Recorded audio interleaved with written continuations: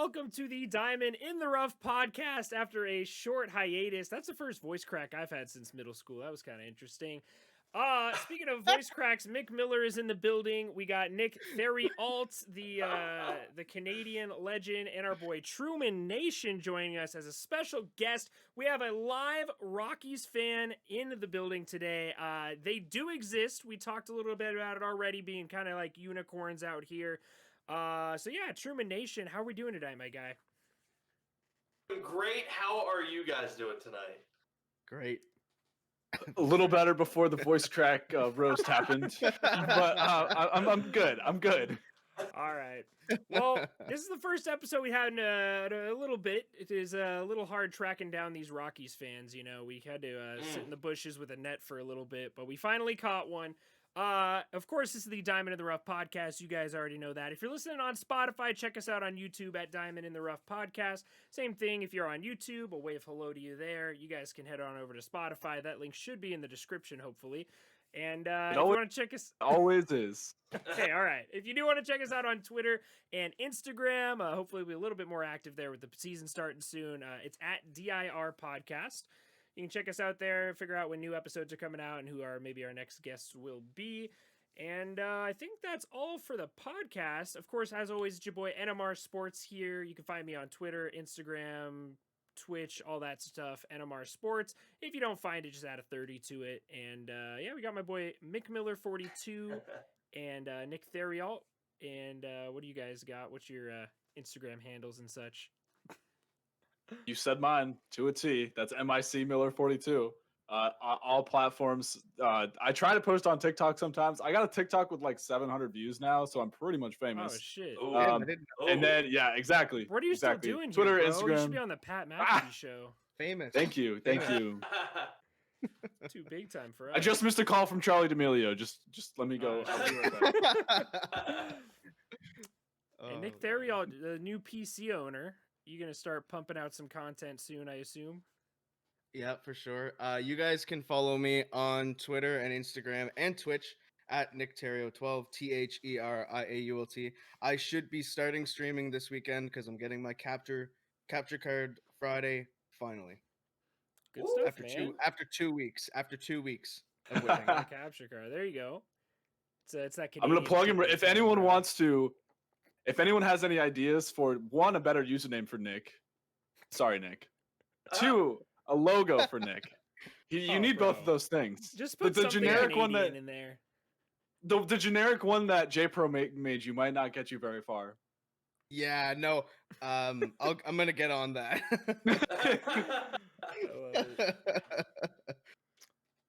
All right, and then of course we have our special guest here today, Trumanation, absolute legend of MLB The Show. My man is cracked out of his damn mind. Just I feel like every time I see him, he's like, okay, I got top 50 on this account. Let me get top 50 on this account, and then just go 12-0 on my third alt account that is on my brother's PS2 or something. Oh yeah, it's something crazy like that every time I see him. So Truman, I know you have Twitch, obviously, and Twitter. You got anything else you want to plug out here?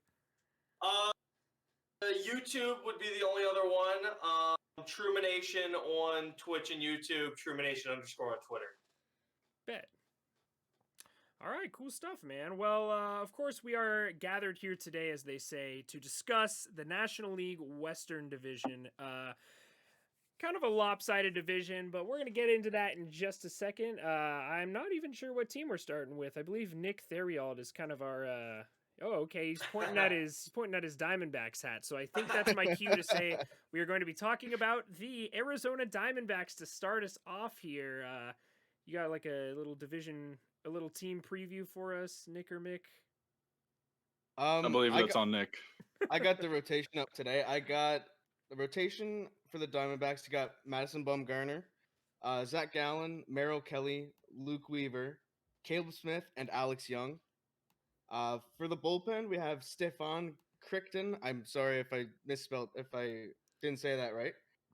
Joaquim Soria, Yohan Lopez, Riley Smith, Taylor Clark, Chris Davinsky, and Tyler Clippard, and also John Duplantier for the bullpen. So what do you guys think about that pitching?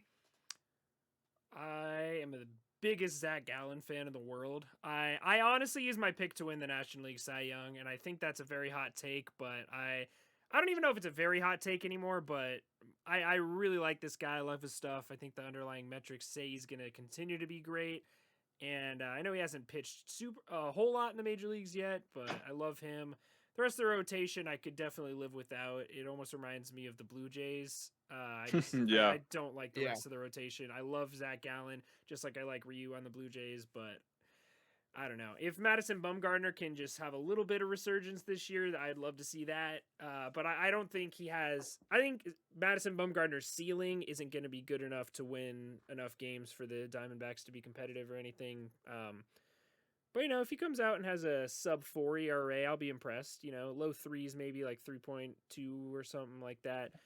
I think that's kind of Bumgarner's ceiling right now, and the rest of the rotation, I'm gonna be honest, isn't super noteworthy, but Yeah, I agree with that. I think Madison Bumgarner could have a bounce back season. He's gonna eat a lot of innings for you, at least in between 170 200 innings each season, because I think he signed a 4-year deal last year, I believe.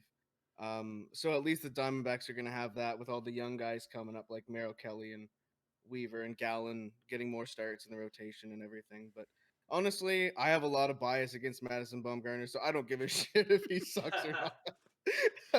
I wonder why. Yeah.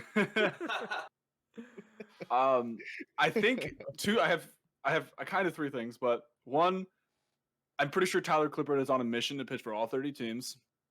I'm pretty sure he's pitched for every team.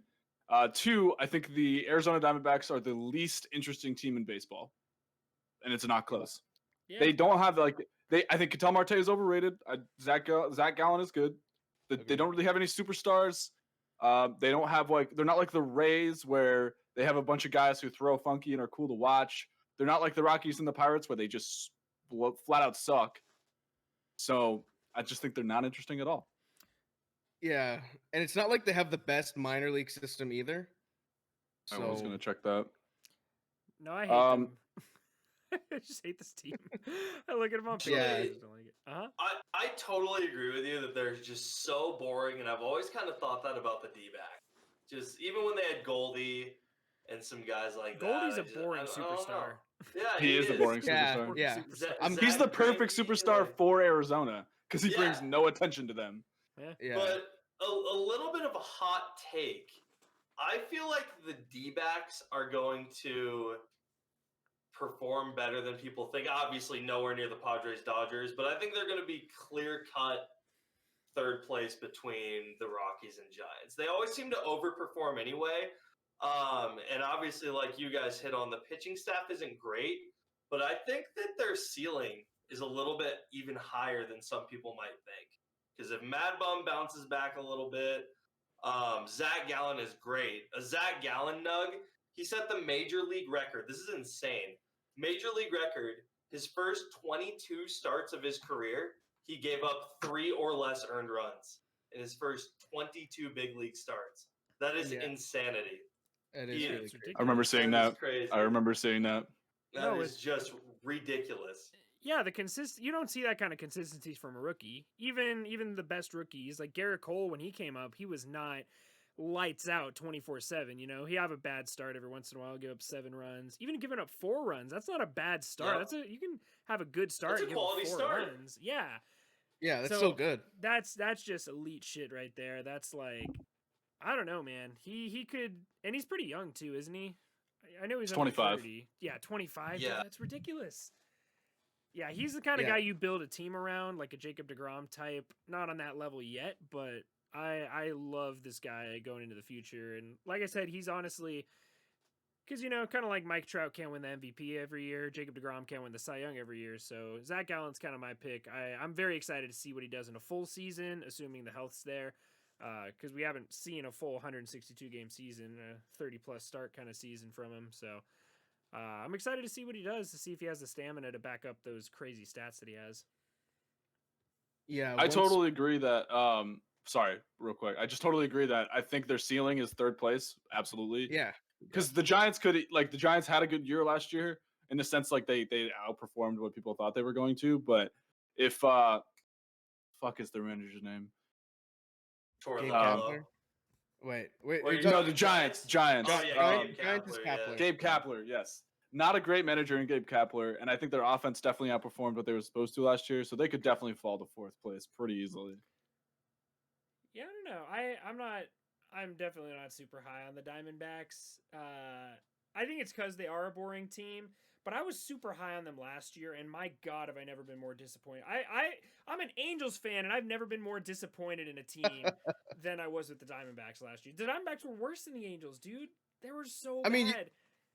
You could argue the Reds if you wanted to about Yeah, the Reds were disappointment. disappointing, but they still Yeah. made the playoffs barely, but they still made it.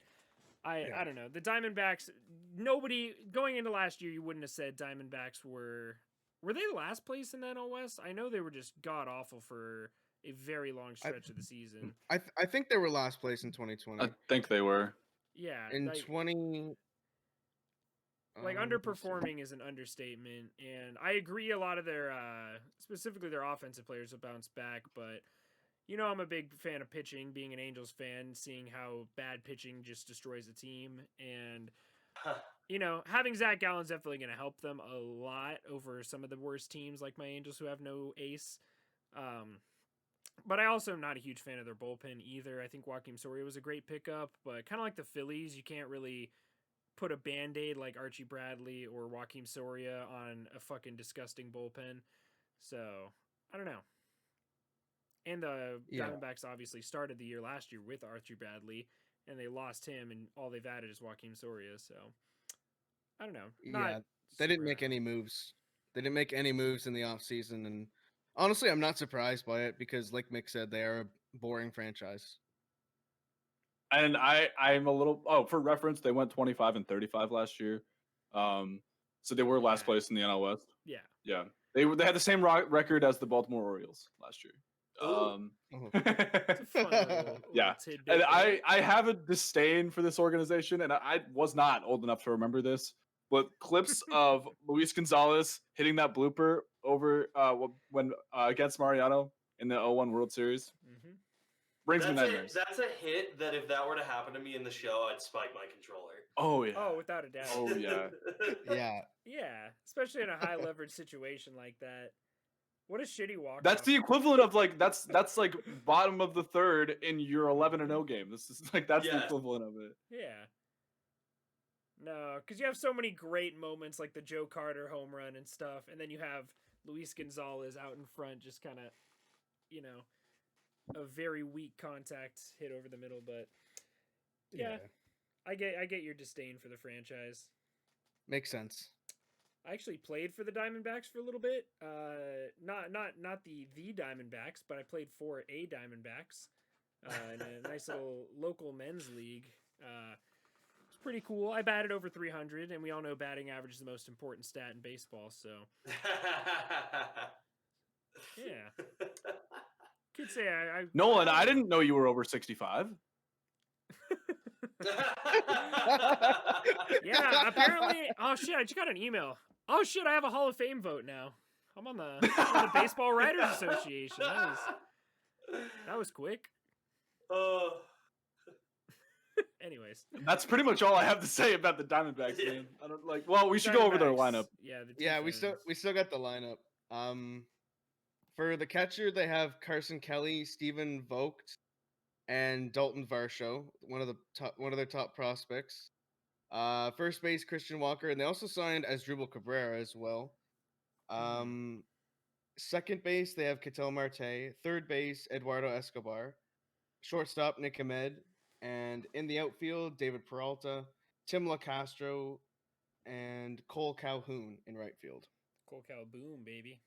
Cole Calhoun. Big Cole Calhoun fan here. Yeah. We love Cole Calhoun.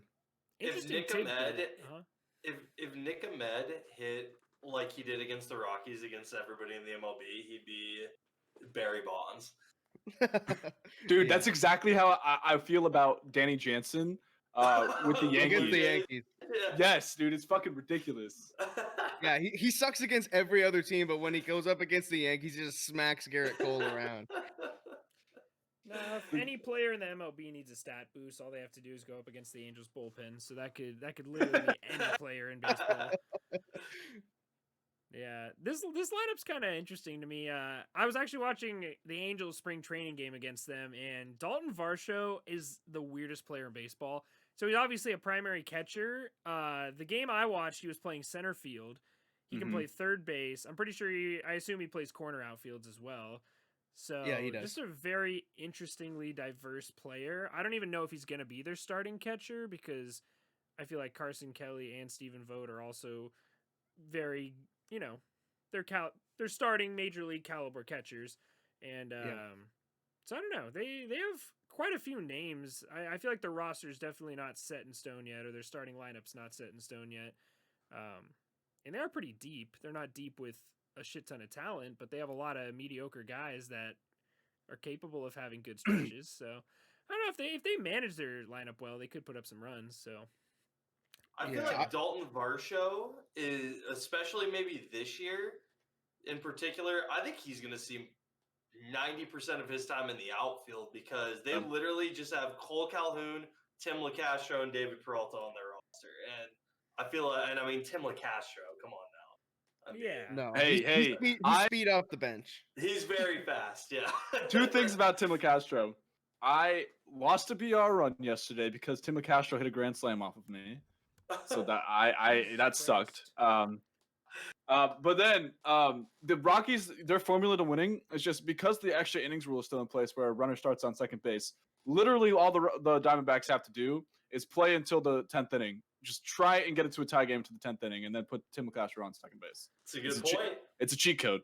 Well, they have to. That has to do with the lineup falling, though, right? I mean, I guess if you do a defensive replacement, you could do that. Yes, exactly. All you got to do is just start Tim LeCastro on the bench and then sub him in. That makes sense. Yeah, you could put Dalton Varsho in left or Peralta in center. Actually, I don't know how that would go in their outfield because I'm not sure if Peralta's very fast or not. Well, Ketel Marte is also an outfielder, and they're pretty stacked in the infield. Yeah. So definitely between Varsho, Marte, I would consider Varsho and Marte both outfielders to go along with those three. So we're definitely going to see, like I said, a lot of different lineup constructions and a lot of different defensive shifting around there. But a lot of these guys are very good defensively as well. Like Cole Calhoun's obviously a former Gold Glove winner in right field. I'm pretty sure Ketel Marte is pretty decent defensively. If I don't really know shit about the Diamondbacks, but I don't know. I don't think he's bad defensively. So doesn't David Peralta have a Gold Glove too? Does he? Or am I mistaken? He might. Like a left fielder I'll look it Gold up real Glove, quick. right? I feel like left field Gold Gloves are such a weird concept. Justin Upton has one of those. They're like a what? Yeah, right. Justin Upton has a Gold Glove in left field. I would have never guessed that. David Peralta won a Gold Glove in 2019, last Left full field? season. Wow. I don't know. It's probably left field. Yeah, it's Well, he such could've a been- weird award. Such a weird award. Kind of like Rookie of the Year sometimes doesn't mean shit. A Gold Glove in left field sometimes doesn't mean shit. Yeah. It doesn't say left field or right field because Lorenzo Cain, Cody Bellinger, and David Peralta were the 3 who got them in 2019. I'm assuming it would be left field then. 3 outfielders, right? Don't they not do it by position in the outfield? Yeah, I think they just do, don't. Like 3 outfielders, yeah. Really? Oh, okay. Yeah. That's weird. Huh. I Yeah, always that's thought strange. no, they definitely do it by position because that's why Kevin Kiermaier always beat out Mike Trout when he was good defensively back in the day. That's true. That's true. You're right. Yep. So they definitely. Otherwise, there's no way in fucking hell Justin Upton's been the 3rd best outfielder in baseball. Yeah, that's a great point. There's no shot. No way. No way. Maybe they don't like specify, but that's what it is. I don't know. The different outfielders will play left or right, and so they're not like designating one person as a left fielder. But Yeah. So when it comes to the Diamondbacks, decent lineup. I think we all agree it's going to be interesting. I like to the see lineup. Who's starting where and whatnot. They have a lot of room to wiggle here, I guess. Like if somebody's having a bad week, but it's also kind of scary for these guys because they kind of have to perform. If somebody like a Tim LeCastro has a Tim LeCastro's safe because of his speed, but one of those 3 catchers, any of these like 10 out infielders they have, is that 10 or is that 2, 4, 6, 9 infielders that they have. So I mean, now that I look at this lineup more, I actually like the depth a little bit because Stephen Vogt can play first if you need him to, and you got Christian Walker too. As Dribble Cabrera can play any infield position, and if you wanted to, you could call up one of their top prospects, Alec Thomas. I only know him from the show, but I was looking at his baseball reference page, and he's not that bad. Like he could definitely play center field if they didn't want Tim LaCastro out there every day, and they wanted him on the bench for speed. interesting, yeah. I don't know. They're kind of like we talked about this the last episode we did with the NL East when we were talking about the Braves, how they're kind of screwed if somebody gets hurt or something weird happens. But the Diamondbacks are kind of the opposite of that. They have so much depth but no stars, with the exception of I guess Ketel Marte, just because of his 2019 season, has the potential to be a star. But realistically, nobody else on this team is, you know, a shining star, I guess, with the exception of Zach Gallen in the pitching staff. But yeah, that's about it. I think we can kind of just all agree that, yeah, boring team. Strange team, really strange team, really strange team. Boring. I guarantee we talk about the Diamondbacks like maybe 3 times this season. Yeah, and it was only about the signings, and it was only the small signings. Yeah, no, they'll beat the Dodgers like 2 out of 3 games like one time this year, and we'll talk about it for like 5 minutes, and we'll move on. Are the Dodgers washed up? Are the Dodgers going to be sellers at the deadline? After losing 2 of 3 to the Diamondbacks, are the Dodgers trying to sell off pieces? In an alternate universe, man. For real. But as Nick puts on his Colorado Rockies hat, because we're doing these teams in alphabetical order to not give away what we think the standings are going to be, Nick, give us that. Can I even call it a rotation? Do I just call them people who throw baseballs? Like I'm yeah, I sure. guess you could. Oh, actually, wait. We did this with Scuffy. If Truman wants to go over the Rockies roster, Truman. So you got one guy in the rotation. Potentially 2. I've been just waiting for German Marquez to take the next step. I really thought in the last few years he could not be like a Cy Young guy, but maybe solidify himself as one of the better pitchers in Rockies history. Start going down that road. It hasn't really happened. He's still definitely our guy. I wouldn't even call him an ace. We don't have an ace. But he's been our guy. Kyle Freeland, stellar in 2019, obviously. He was like top 5 in Cy Young voting in 2019. I think that was 2018. Yeah, 18. You're right, 18. Incredible year, then horrendous year. Hasn't been the same guy since. He got sent down in 2019 after his top 5 Cy Young year. John Gray, I've been waiting on John Gray since he got called up. Literally, I feel like it's been 8 years now. I've been waiting. That's exactly what I was about to say. Yeah, it's like it's absolutely insane. But other than that, I mean, it's gonna be like a combination of you got Antonio Senzatella too. He's been in the bigs for a while, been pretty average with little flashes of being good. Other than that, the Rockies' 5th starter is going to be a combination of Chichi Gonzalez, who's been terrible, potentially Austin Gomber, the centerpiece of the Nolan Arenado trade. Austin Gomber. Give it up for Gomber, baby. You could say he's the Nolan Arenado of starting pitchers. Yeah. Oh, yeah. It's so worth. Already one of the best third basemen of all time. So worth it. Yeah. But as usual, the Rockies bullpen is going to be absolute garbage. The Wade Davis signing, the Brian Shaw signing, the Jake McGee signing, all just were huge busts. And they had big money deals. So we are left with, Daniel Bard, cool story last year, still very average. I mean, if we're being honest, cool story, very average. Yency Almonte, Philip Deal. We got Michael Givens from the Orioles. He's probably our best reliever other than maybe Scott Oberg, who was our closer in 2019. And that's about it. Terrible bullpen. Probably the worst bullpen in the National League other than the Pirates, maybe. I'm looking at this bullpen, and one thing I do notice is most of them are over 30 years old, and they're all right-handed, including Peter No lefties. Lambert, who is on the DL. So no lefties. Our lefties are Ben Bowden, I don't even know how to say it. Bowden debuted last year. I think had like a 12 ERA for us. Philip Deal, who every time I've seen him throw in the bigs for September call-ups, he literally gets like a third of an inning and gives up 5 runs. And that's about it. We have no lefties at all. None. Yeah, that's wild. I feel like it's kind of a tough sentence though, being a pitcher for the Rockies.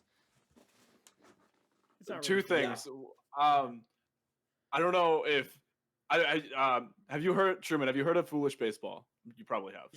Yes. Did you see his most recent video about the Rockies and how much of a terrible organization they are? I saw the title and I just could not watch it. It's the only reason I bring it up is because you mentioned all the signings that they made.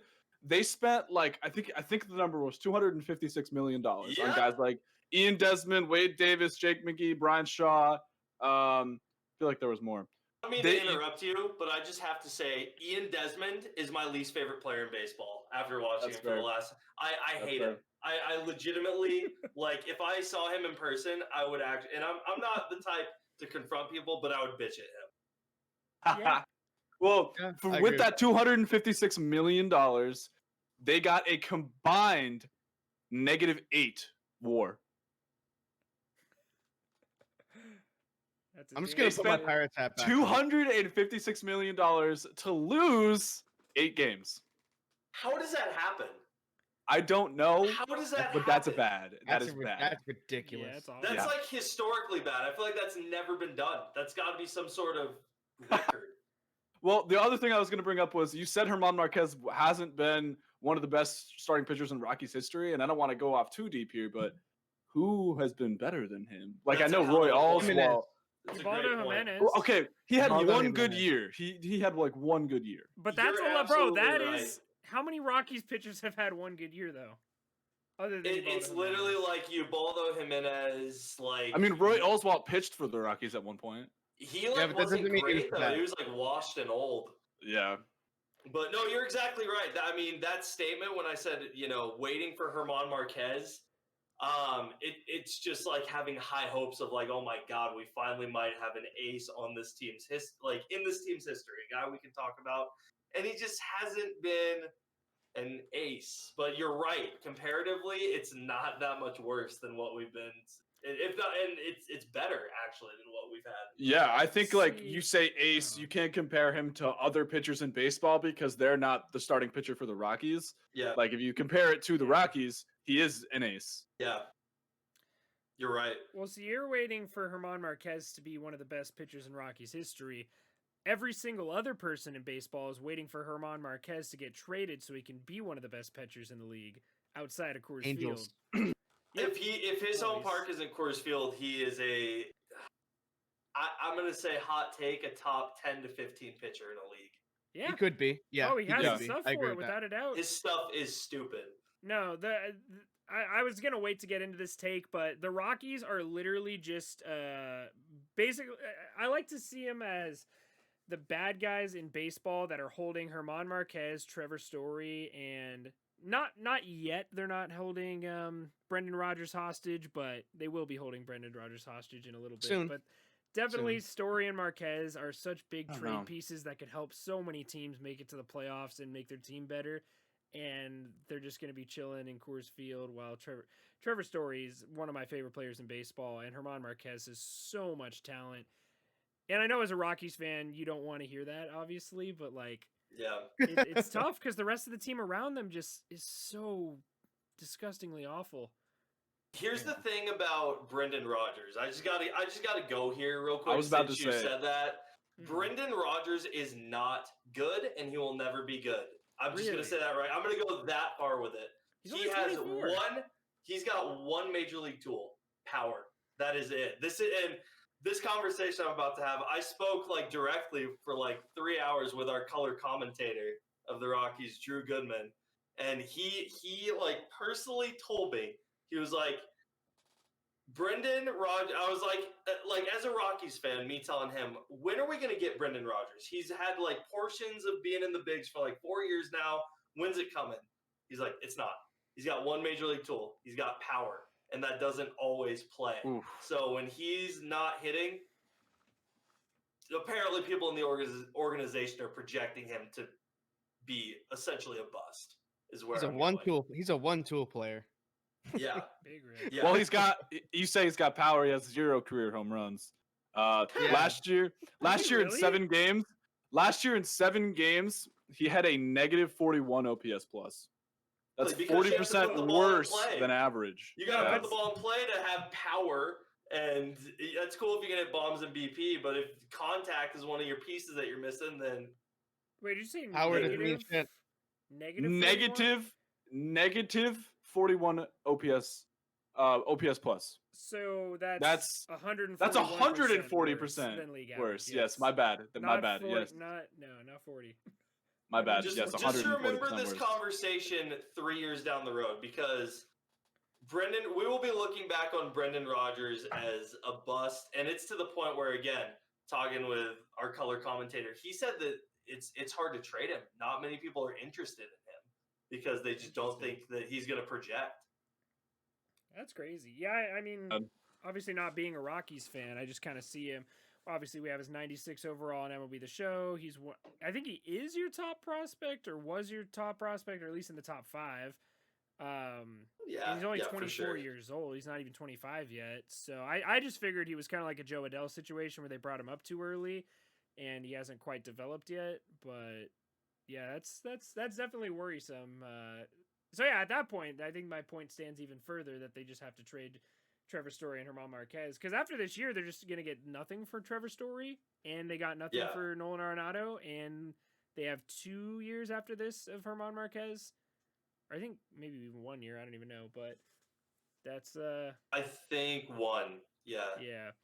If they trade him now, they have 2. Well, this year and next year. So I think they should just. I think they should just do the Miami Marlins approach. Just blow it all up to absolute smithereens. Completely agree. Completely. Yeah. Like anything that you can consider an asset, give it away. Like if that's Charlie Blackmon, give him away. Germán Márquez, Trevor Story, every single piece, completely blow it up as much as you can. I think Charlie Blackmon would be a good rental for like trade deadline talk. Trevor Story is a guy who should have been traded this offseason. I don't know why he wasn't. Same thing with Germán Márquez. Germán Márquez should have been gone before Joe Musgrove. He's a perfect trade candidate. The Rockies need anything they can get. He has so much value, I feel like, because his tools play so well outside of Coors Field, but since he's kind of trapped there, maybe I don't know if it's just old GMs not looking at the sabermetrics and saying like, oh, he has a 4 ERA, I don't want him. But I don't know, man. That seems like a guy. Germán Márquez, I feel like, is a bigger trade chip than Trevor Story. Obviously not talent-wise, but control-wise. The worrisome thing for me is after seeing what we got back for Nolan Arenado, that right there, just as a Rockies fan, scared the hell out of me for just anything in the future. Because that's the absolute most, incredible asset that you can have to trade. So does that mean we're going to get back, a lesser package that we got for Nolan Arenado for all these other guys? I mean, at that point, why even trade him? Just let him walk. This was going to be part. This was going to be part of my rant about the Rockies. But me too. Part of the problem with the Rockies is that Marquez didn't get traded because they don't want to trade him, because somewhere in their stupid brains they think they're competitive this year. They flat out said that they think they're competitive. They don't. No, they said it, but they don't believe it. It's the Pirates stupid. are more competitive. Yeah, they said it after they traded Arenado. That's embarrassing.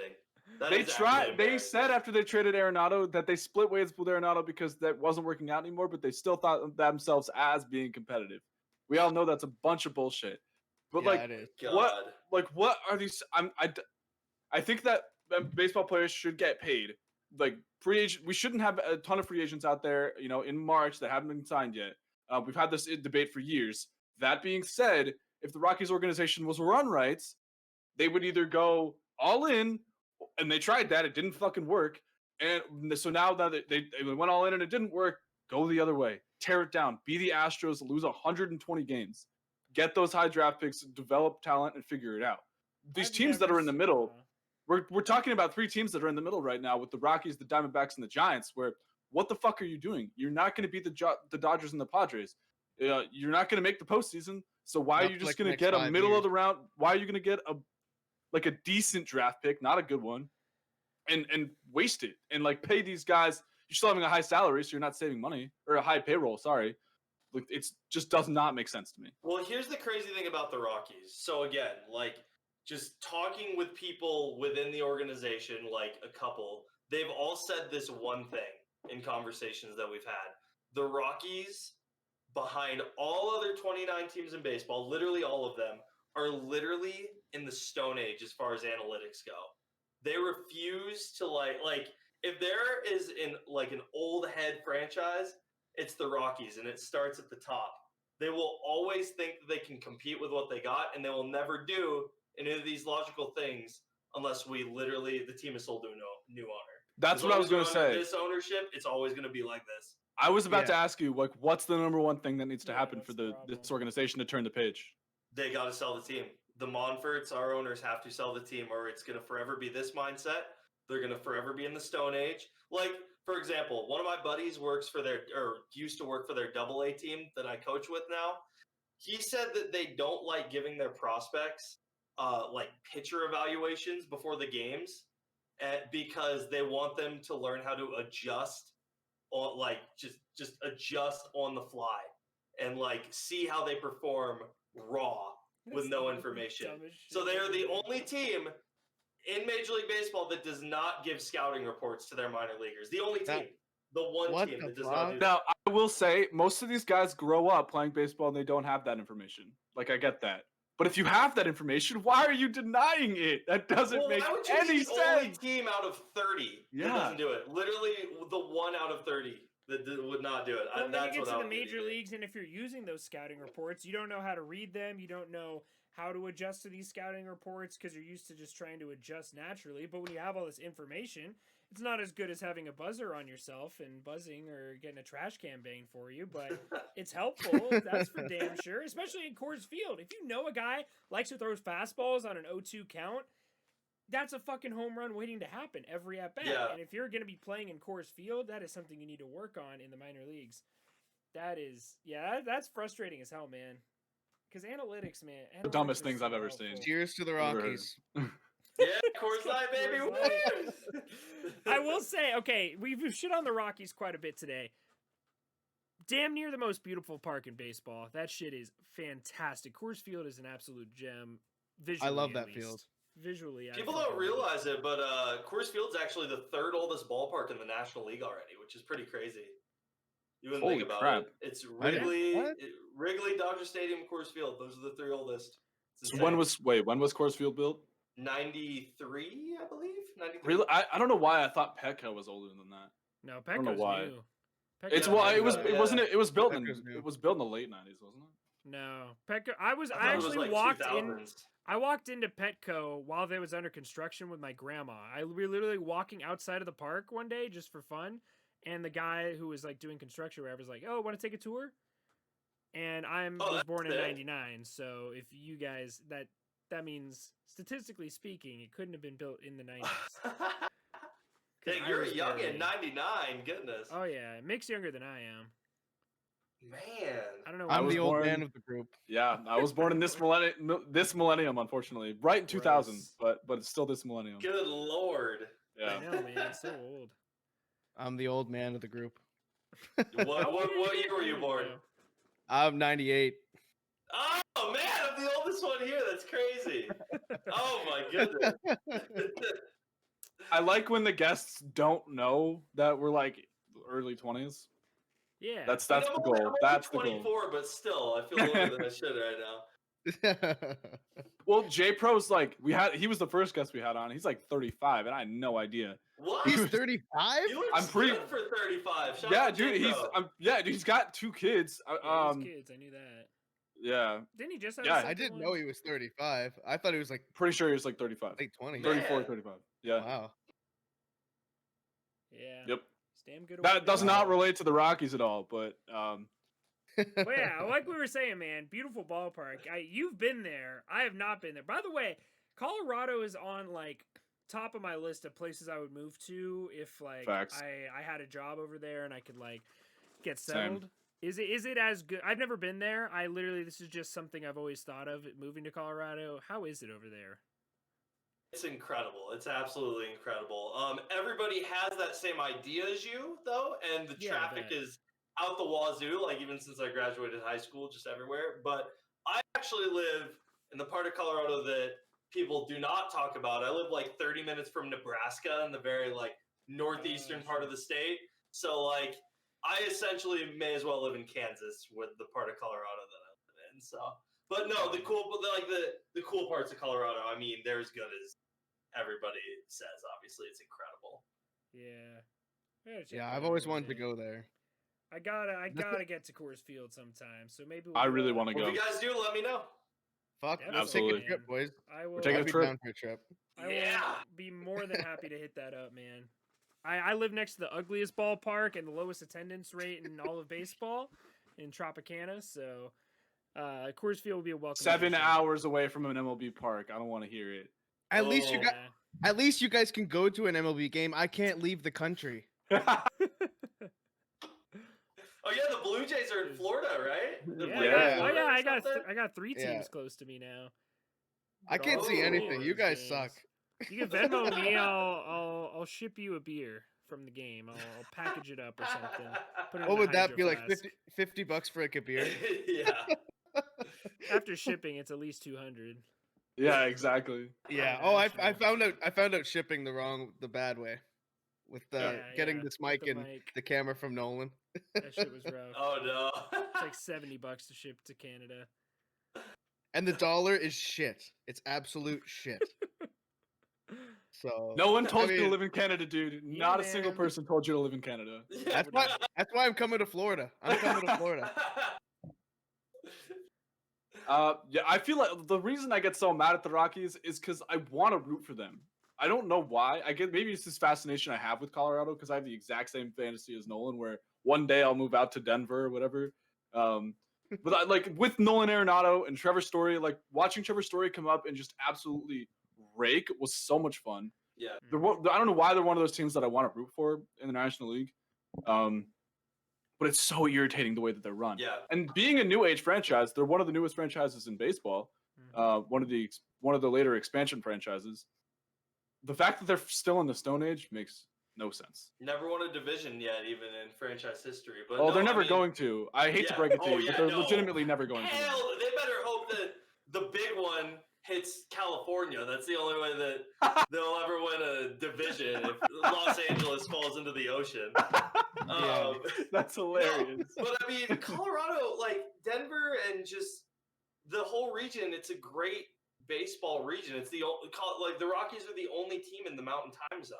Like when they're good, like that stadium is packed. And I mean, the Rockies, when they played at Mile High Stadium, the Broncos field, they set every attendance record that'll never be broken for Major League Baseball. They set every single attendance record, and it's still That's standing to this crazy. day. That's really crazy. So it's an incredible baseball town, and it's just so sad that this is what the fans, the ones that are left, are Or getting. you guys should take the Rays. Give us the Rockies. You guys can have the Rays because we don't give a fuck about the Rays. We almost won a World Series, and nobody has Rays gear here. I swear to God, you go to the store, you don't see a single person in a Rays hat. I see more Angels fans, I see more Yankees fans, I see more Royals fans than Rays fans out here, dude. Literally nobody Florida cares as a about the whole, Rays. people just don't give a shit about Major League Baseball in Florida as a whole, to be honest with you. Yeah. No. I mean, The No one Marlins can don't explain have any Florida. fans either. The Marlins don't have fans either. Yeah. No, we have two Yeah. teams, and they're both bottom 3 in attendance. yeah. I don't know who the third Yeah. team is. I just remember they're seeing their bottom 3. I think the Rays. I'm going to go Detroit Tigers. That's going to be my guess. Probably. The Tigers, I have a nice stadium as well. Actually, But yeah. I feel like I don't know. I don't know if Arizona's packed or not, but I don't know. Like I said, they're just so boring. Oh, that's a good guess too. Yeah, It's a really good guess. Yeah. I remember, like, that wild card game they played against the Rockies. Like, obviously that was packed. Yeah. Down in Arizona, but I can't think of like a time where the stadium was like rocking. To a random like Giants Diamondbacks game like in July one year when I was playing a tournament in Arizona, and I legitimately like was bored in a Major League Baseball game. Like it was just not fun. Chase Field's not like that cool. Yeah. Like they were both not very good. There was nobody there. Just So I can definitely see the Diamondbacks being. So That's sorry, not on the in bucket total attendance, the Marlins, what the fuck?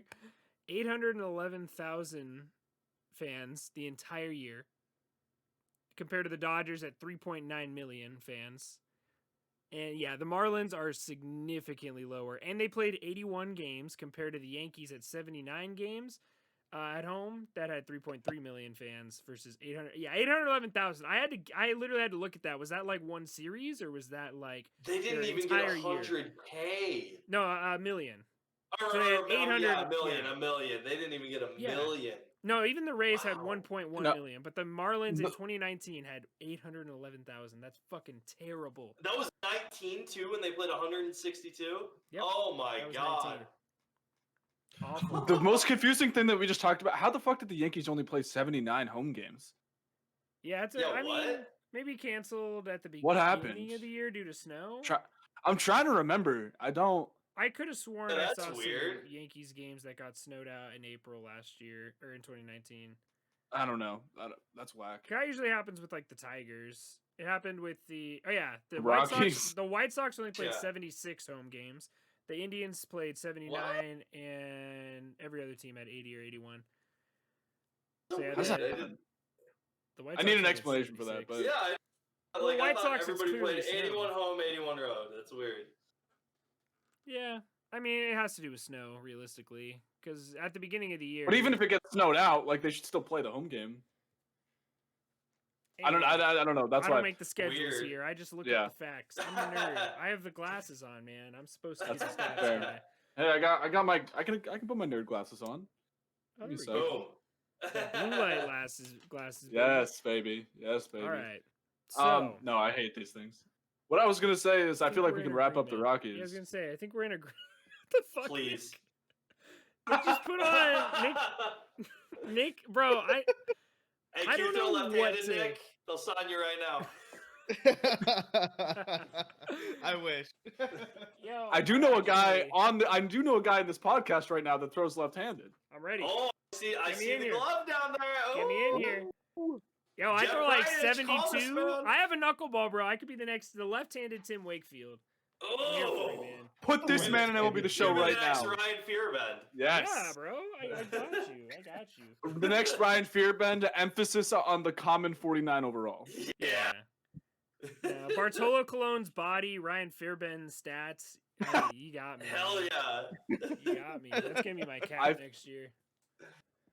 So just to round out the Rockies before we move on to the Los Angeles Dodgers, just take the Rays front office, move them to Colorado, and then maybe we'll have a chance. Yeah. Oh my god, I would kill for that. You'd be able to develop talent a lot easier. Yeah. Just imagine developing pitchers the way the Rays develop pitchers, but in cores. Oh, that'd be great. Oh. Yeah. Why are they not actively doing that right now? I'm a genius. No, fuck you, that was my idea. Excuse me? You're a genius? You little bitch. You just gonna try to take my idea? Hey, I said it. I said it. What do you mean you said it? I will go back and find the damn clip. I will sort through this all. You can have the Rays. You said you can have the Rays. I said take the front office and put them in Colorado. Man. I said take the whole damn team and move them to Colorado. We'll take the Rockies. We can chill here. We'll have 400,000 fans a year. And like 20 of them will be me going to games for $1. I'm cool with that. Literally, my girlfriend and I had $2 tickets, front row of the outfield. Like I could have had a full conversation with Aviso Garcia at that game. And I think I saw Mookie Betts that game. The game where he just hosed somebody at third. I think that was the game I was at, and I was sitting right next to him. I know exactly what throw you're talking about. Right? That was a hose. Yeah. No, that's where I was at. I also saw Shohei Ohtani hit for the cycle, so that's kind of where my love for him was born. So that was Some cool games. Yeah, no, I haven't seen many games. Sorry, I haven't been to many games either, unfortunately. I had Live in I season the really middle want to of- move. I had I'm- season I'm- seats I to the live in Angels as a bumfuck kid. nowhere, so. I had season seats to the Angels as a kid, and I think there were a few seasons where I probably went to more home games than I missed for the Angels. I was pretty That's much at every freaking one. awesome. Yeah, no, Yeah, my absolutely. dad's the biggest Angels fan I've ever met. And I honestly, until I got on Twitter, I didn't realize the Angels had a big fan base. Because I go to games, there's a lot of empty seats there. It'll say our attendance like 40,000 a game, but I'm like, there's a lot of empty seats here, man. I don't know if those are just people buying Help a lot that of the people. Dodgers are so close. Oh, dude, the Dodgers stadium is fucking electric. It could be a regular Yeah. season game against the Rockies. They don't care. It's Oh, electric. yeah. Yeah, it's always 24/7. lit there. Yeah. And they get into the game too. Like there's a bad call at first base, the whole stadium's screaming.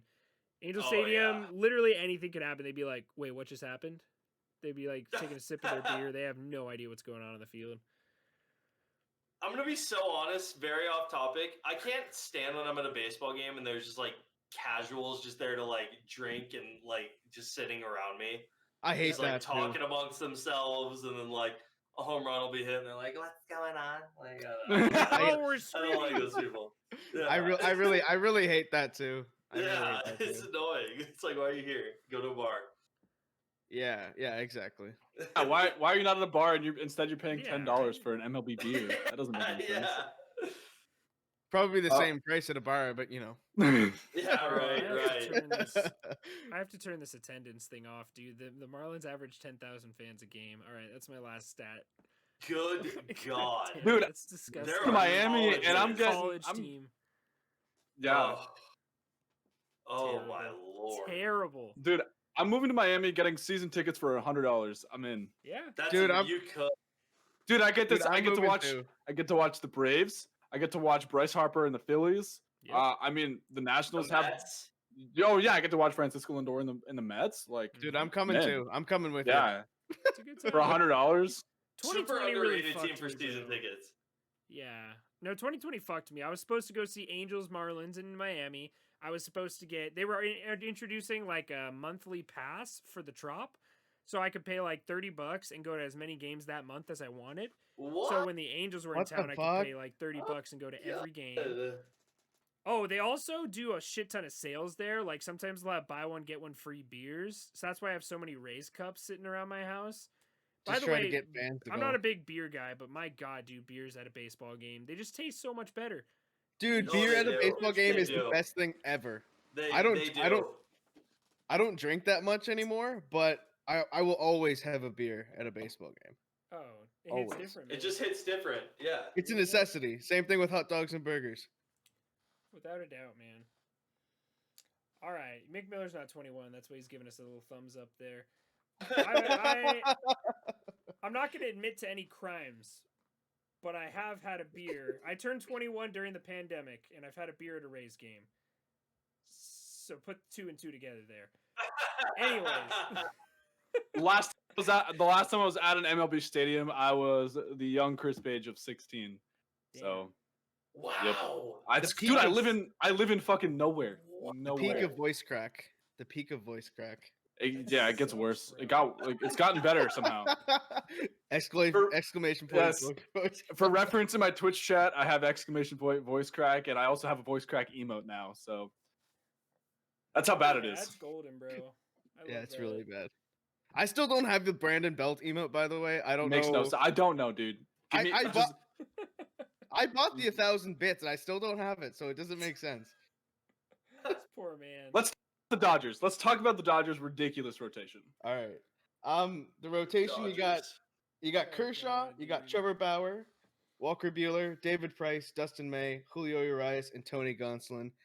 The rotation is pretty damn elite. I Shitty honestly, options. I don't know how they're gonna do it. I don't know how they're gonna like. I would take their Spin every- 7th best starter, maybe their 8th best starter over the Angels' number 1. I was about to say the Okay. same thing. Always, Right. always. Gonsolin's really good, and I feel like he is their probably their number 8 starter, and he's good. It's ridiculous. Year bro. in 2020. What was that? He had a great year in 2020. He was yeah. stellar for them. He wasn't Stellar. great in the playoffs, but he Yeah, did have a really yeah. good regular season. Yeah, he did. Dude, that and the most underrated aspect of the Dodgers is this offseason, how they tackled their bullpen and made it so much better. I love the guys they took chances on. I don't think Tommy Kahnle's pitching this year, right? So Tommy Nope. Kahnle No, not till will 22. be Just a in nice 22. investment for the future. Brandon Morrow is a guy who was really successful with the Dodgers and is coming back and could have a lot more success. And I've actually seen a few YouTube videos on him. He's a very interesting character and a good veteran presence in that bullpen. Brusdar Graterol is absolutely elite. Kenley Jansen, he's had some spotty outings lately, but he's still one of the better relievers of all time. I honestly didn't think I'd ever say that, but statistically speaking, he is. Just look at his resume. Yeah, they signed Corey Knebel. I don't know how the fuck Knebel, his yep. name, but signed him this offseason. They traded for another guy from the Brewers. I can't remember, but I do really appreciate a team like that a big market team like that going out and tackling the bullpen, because a lot of teams will just fucking ignore it. Like my Angels when I got Raisel Iglesias and then just said fuck it, nothing else. Just put whoever we want out there. I don't know. I don't know who our bullpen is.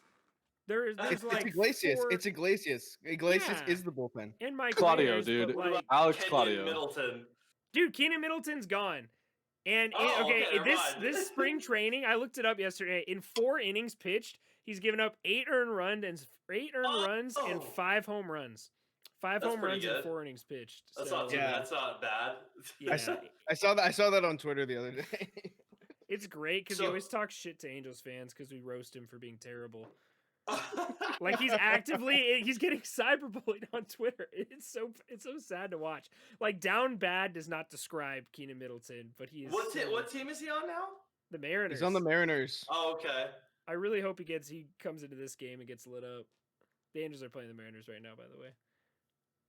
Super underrated guy in the just Dodgers pitching staff as a whole. I believe he was a starter in the minors, and we saw good flashes in the postseason. Victor Gonzalez. Yeah. I was just about to say to that. bring Yeah. I have been told constantly by Dodgers fans like this dude is like raw and looking, at his resume, briefly in the majors and then in the minors. Yeah, he's pretty darn good. He's pretty darn good. And it, again, just adds to their list of just, an Joe insane Kelly pitching is staff. too. Yeah, And Joe Kelly. Can't forget about Blake Trinan. I don't know if you mentioned Yeah, Blake Oh Trinan. yeah, Trinan. I forgot they re-signed him. Bro, Victor Gonzalez is one of those guys that's just fucking electrifying too. Just his presence he has on the mound in the postseason. I had no horse in that race. I was rooting for the Rays, but my God, when that guy got on the mound, just fucking electric. He just has that Yeah, presence, that it was excitement awesome. he brings to the game when he pitches. Same thing with Julio Urias, but my God, fun guy to watch. Yeah. Now that you guys brought up Victor Gonzalez, it makes sense why they traded away Adam Kolarek. Just because Victor Gonzalez is a better. They probably think of him as a better lefty in the bullpen. They also especially, like, Scott with the Alexander. Scott Yeah. Alexander. I bet Urias might be in the bullpen potentially to start I the think year so too. the Yeah. long relief guy.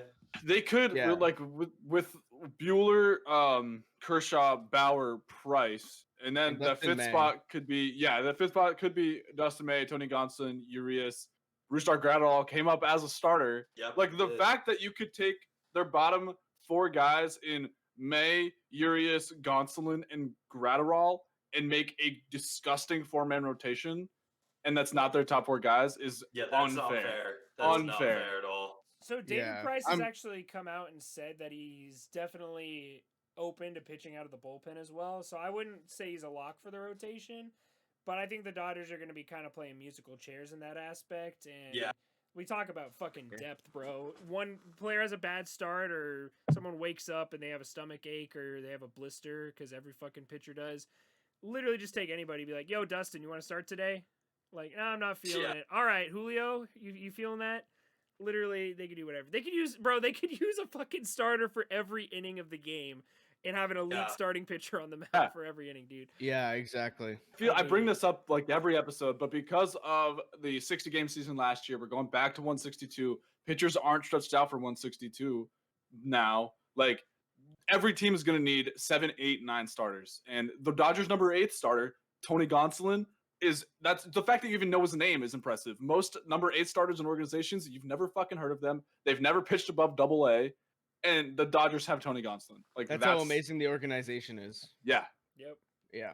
It No, is it's just absurd. Dave Roberts just has. I envy that job. That's essentially like Steve Kerr when like Golden Mhm. State had all their Yeah. years. I mean, that's Yep. just stupid.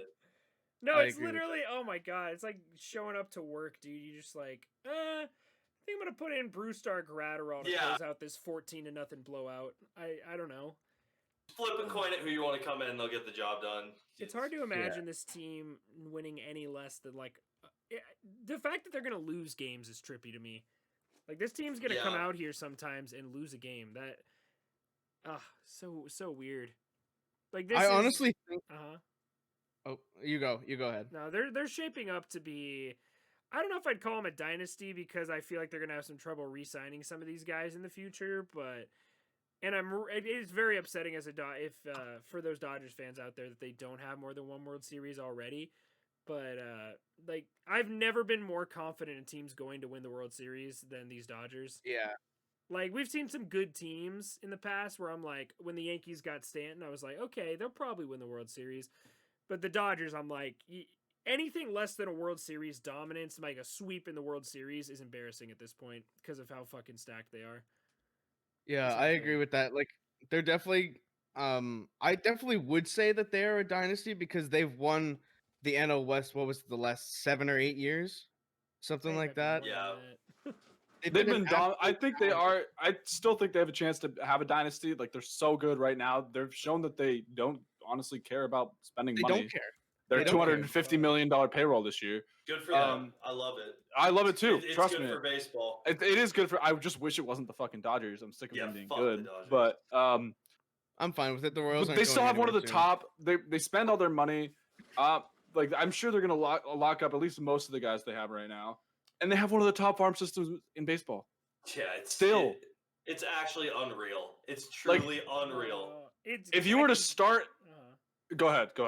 Well, there's so much shit on this team pisses me off, bro. Keibert Ruiz is he's definitely a major league ready prospect. He came up homered in his first game against the Angels. He has a great bat and he can play pretty good defense behind the dish. And he's just not going to get an opportunity because Will Smith is potentially the best hitting catcher in baseball. Like, honestly, he has better hitting metrics, or at least comparable to JT Realmuto. He's not quite as fast and he doesn't defend nearly as well. That's why we don't talk about him as the best catcher in baseball. But now you have guys like Keibert Ruiz. Edwin Rios has never had a bad stretch in his career. He just can't find a fucking spot on this Dodgers team. Chris Taylor is the best utility man like to have on your bench there. Kike Hernandez finally broke free of this kind of, bad situation he was in. Obviously, it's not a bad situation, get a free World Series ring out of it, but so many of these guys could go out and branch out and make every team in baseball better, and they're just backups on the Dodgers. It's so frustrating, man.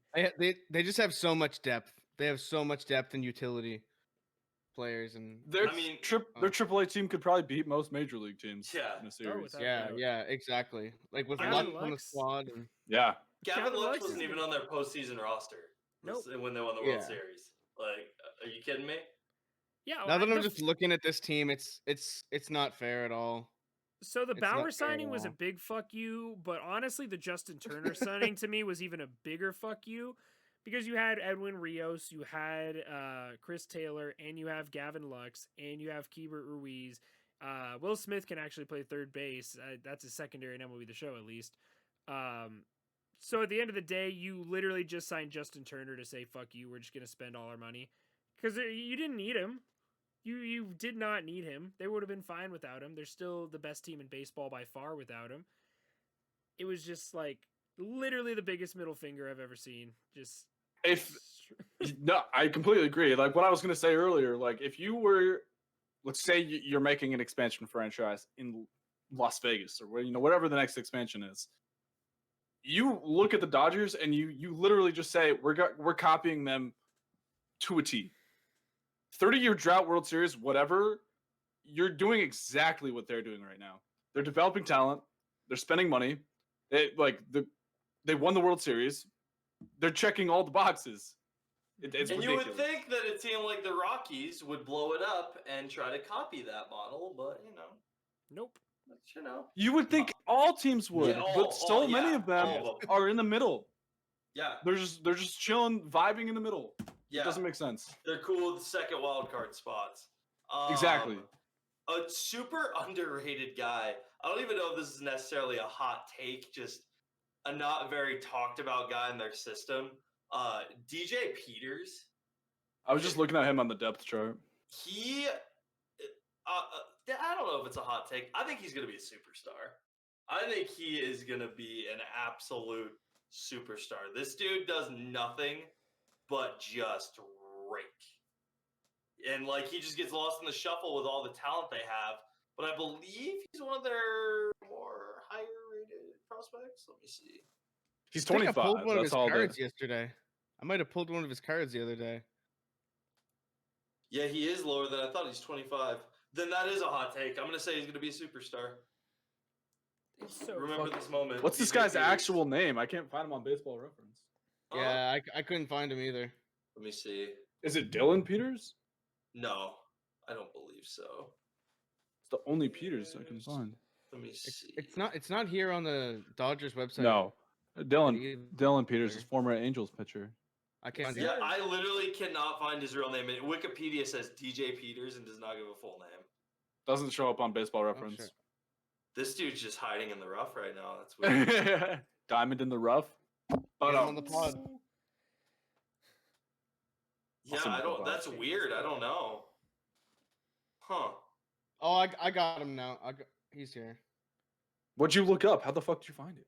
Oh, just yeah, typed I'm in on his DJ Baseball Peters on Reference Google. now. Yeah, here he is. Mick, you gotta put your glasses on, my guy. I might have to. The glasses always help. Wait, did you say Mick or Nick? I said Mick, but you can put your glasses on too, my man. We're glasses pod. Oh, shit, I forgot I had the sunglasses. I don't have glasses, so. Nick finds out he's older than both of us, and all of a sudden he's acting like a dad. He's really got that, bro. He's got that spring training dad look going. Who's about to go to batting practice and push a little kid over to catch a home run ball, and brutally miss it. Like push him over, trip on a fucking, trip on one of the stadium seats, and then it hits off his wrist and bounces and hits a lady sitting on her phone or something, and she gets the ball. That's that. I don't know. That's just what those glasses give me vibes of. While all that's happening, he's just spilling the beer everywhere. Oh, without a doubt, and it's all over a kid too.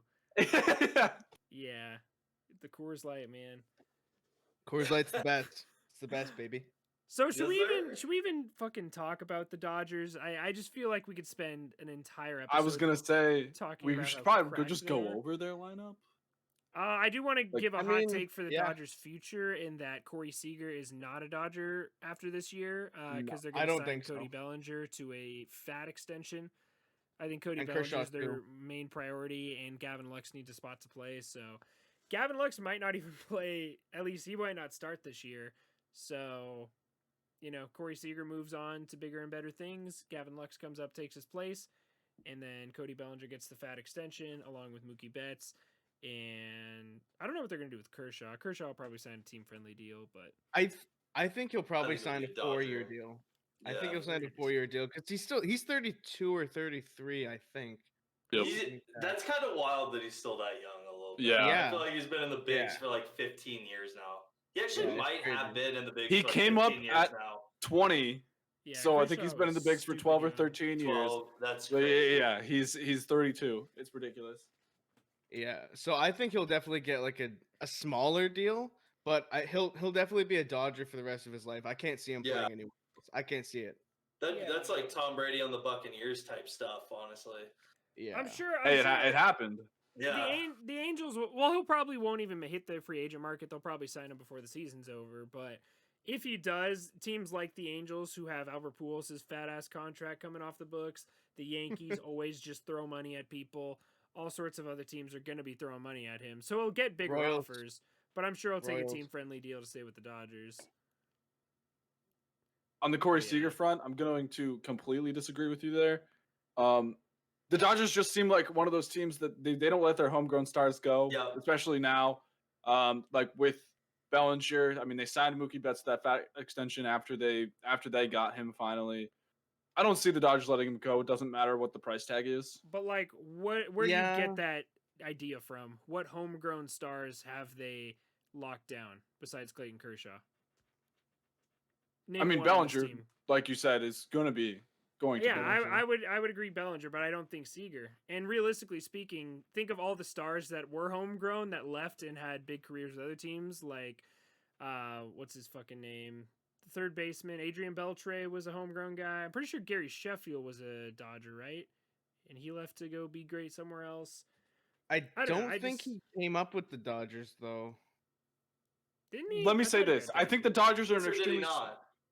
I think the Dodgers are a very smart organization, and if their stars, if they think their stars aren't going to project well for those fat contracts, then they won't sign them. I.e., a Matt Kemp. They let him go because he wanted too much money for the production that they were going to give him. But I don't think Corey Seager's in that boat at all. So I think they know that if they pay him, it'll be worth it. Yeah. So that means that's why I'm going. They're signing him. And yes, I know a Bellinger extension, a Kershaw extension, the Betts extension, a Seager extension doesn't add up all that much and doesn't make sense. But I don't think the Dodgers really give a fuck either. Yeah, that's true. I don't think they give a shit.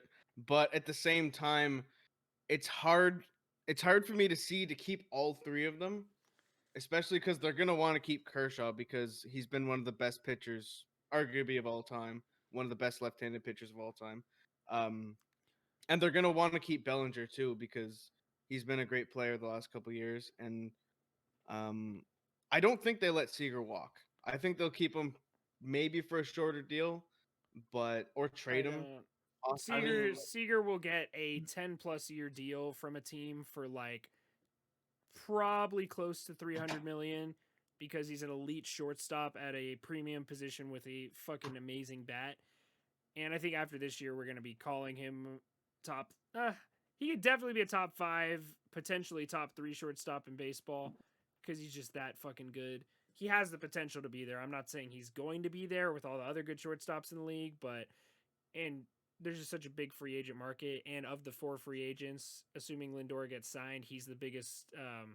Him and Trevor Story are pretty comparable, but at the end of the day, I just don't see a world where it makes sense for the Dodgers. I mean, obviously it makes sense for them to sign him, but I think Cody Bellinger is going to be their main priority. And with Gavin Lux knocking on the door, it just makes too much sense for the Dodgers to not give him a fat ass contract extension. And also the luxury tax, the way it works, the more either way over it, the more money you have to pay. So eventually their payroll will be $400 million, but they'll be paying $600 million because of fucking taxes. Every dollar is 50% after 3 years, I think. Right. So yes, yeah, you're right. But okay, we'll say this. No, sorry, whoever, go ahead. No, go ahead. I was gonna say, I agree, but Trevor Bauer's hypothetically, $40 million is coming off the books this year. 2 years from now, Justin Turner's contract is up. Trevor Bauer's getting paid more next year than this year. No, hypothetically, if you let's say he opts out, because he has the opt out. I'm not saying he's going to, but they still have room in their payroll where that's going to go away in the next couple of years.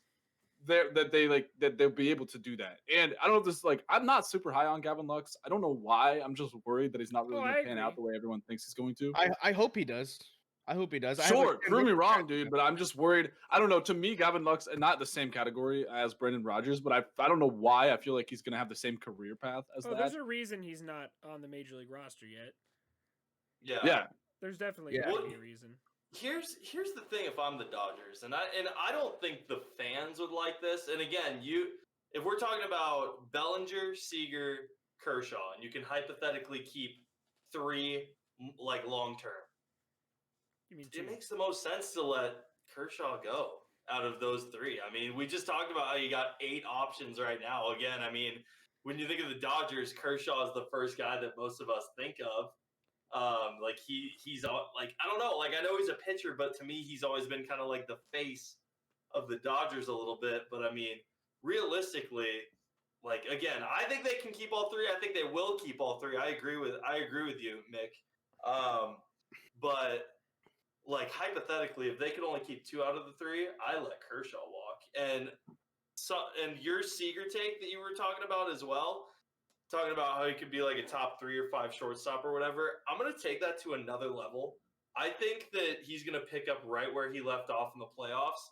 And I think he's going to be top 3 in the MVP voting this year and be the best hitter in the Dodgers lineup. I agree with that Oh, take 100%. Yeah, I could definitely see him. I can doing see that happening. Absolutely. Yep. He's got crazy tools, and he's just so smart at the plate. And my God, did he look good in the postseason? And that's the Corey Seager we have been deprived of because of his Tommy John surgery and the injuries he's had. Yeah, goddamn, dude.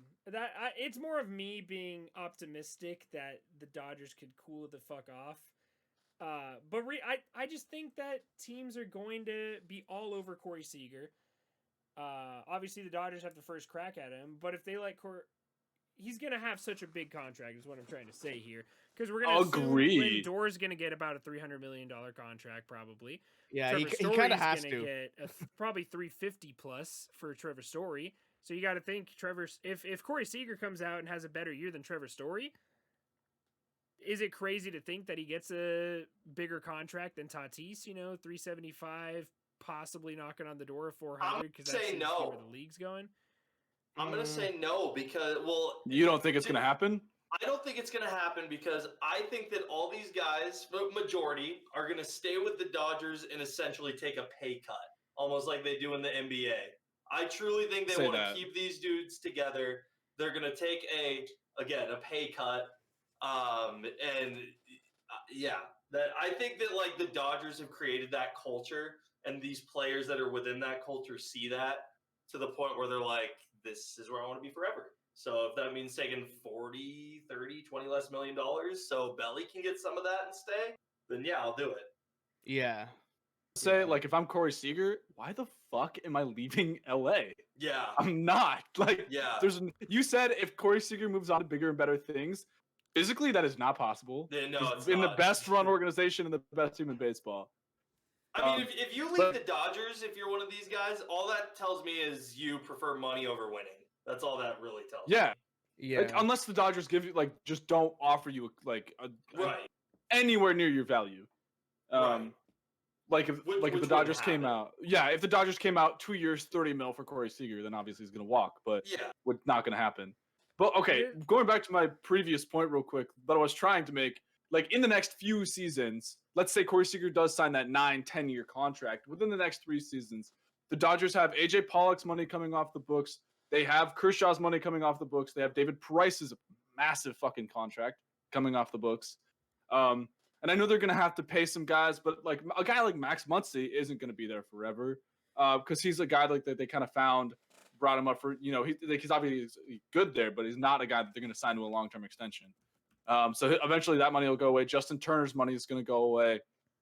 So, Kenley Jansen makes a lot of money. That's going to go away in the next few seasons. There was room there to possibly backload one of like a 9-year contract. They could backload it where they could win a couple championships now and regret it later, but they retain their guy. I don't think Seager's going to sign like a 10-year deal though either. I think he's going to be more like 5, 6, 7-year range because he's a shortstop that's had Tommy John surgery, 1, and 2, this man's about to turn 27 already. I just would find it hard to believe if someone signed him through his age 37 season. I think he'll get a 6-year deal at most. Yeah. 6, I wouldn't be surprised if it were in the 8 range, but I mean, he fully projects to be a third baseman in the next 3 or 4 years. Cody Bellinger's locked up till 2024, bro. That's stupid. Fucked. That's so fucked, dude. This conversation just giving me anxiety. Can we just... Yeah, that gave me a headache. Will Smith, Dustin May, Brusdar Graterol, Edwin Rios, and Tony Gonzalez. Or no, sorry. Those 4, but besides Tony Gonzalez, are locked up till 2026 on arbitration deals. Tony Gonzalez and Victor Gonzalez are locked up through 2027 on whatever the fuck they want to pay them. Arbitration, of course.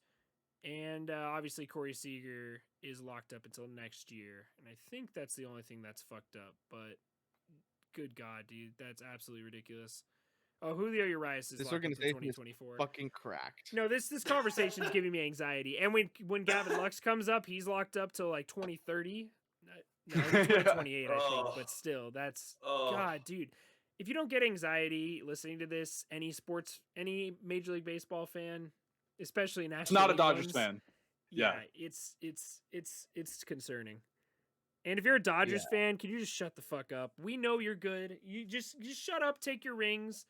And if you lose a World Series, you are going to get clowned on harder than anything I've ever clowned on in my entire life. Oh, I'll clown on you. I'm waiting. Yeah. I'm No, waiting I will for not let you hear it. Me and my 4th place team will just sit back and eat some popcorn and call you guys out in the comment section of Twitter. Yeah. posts. Oh yeah.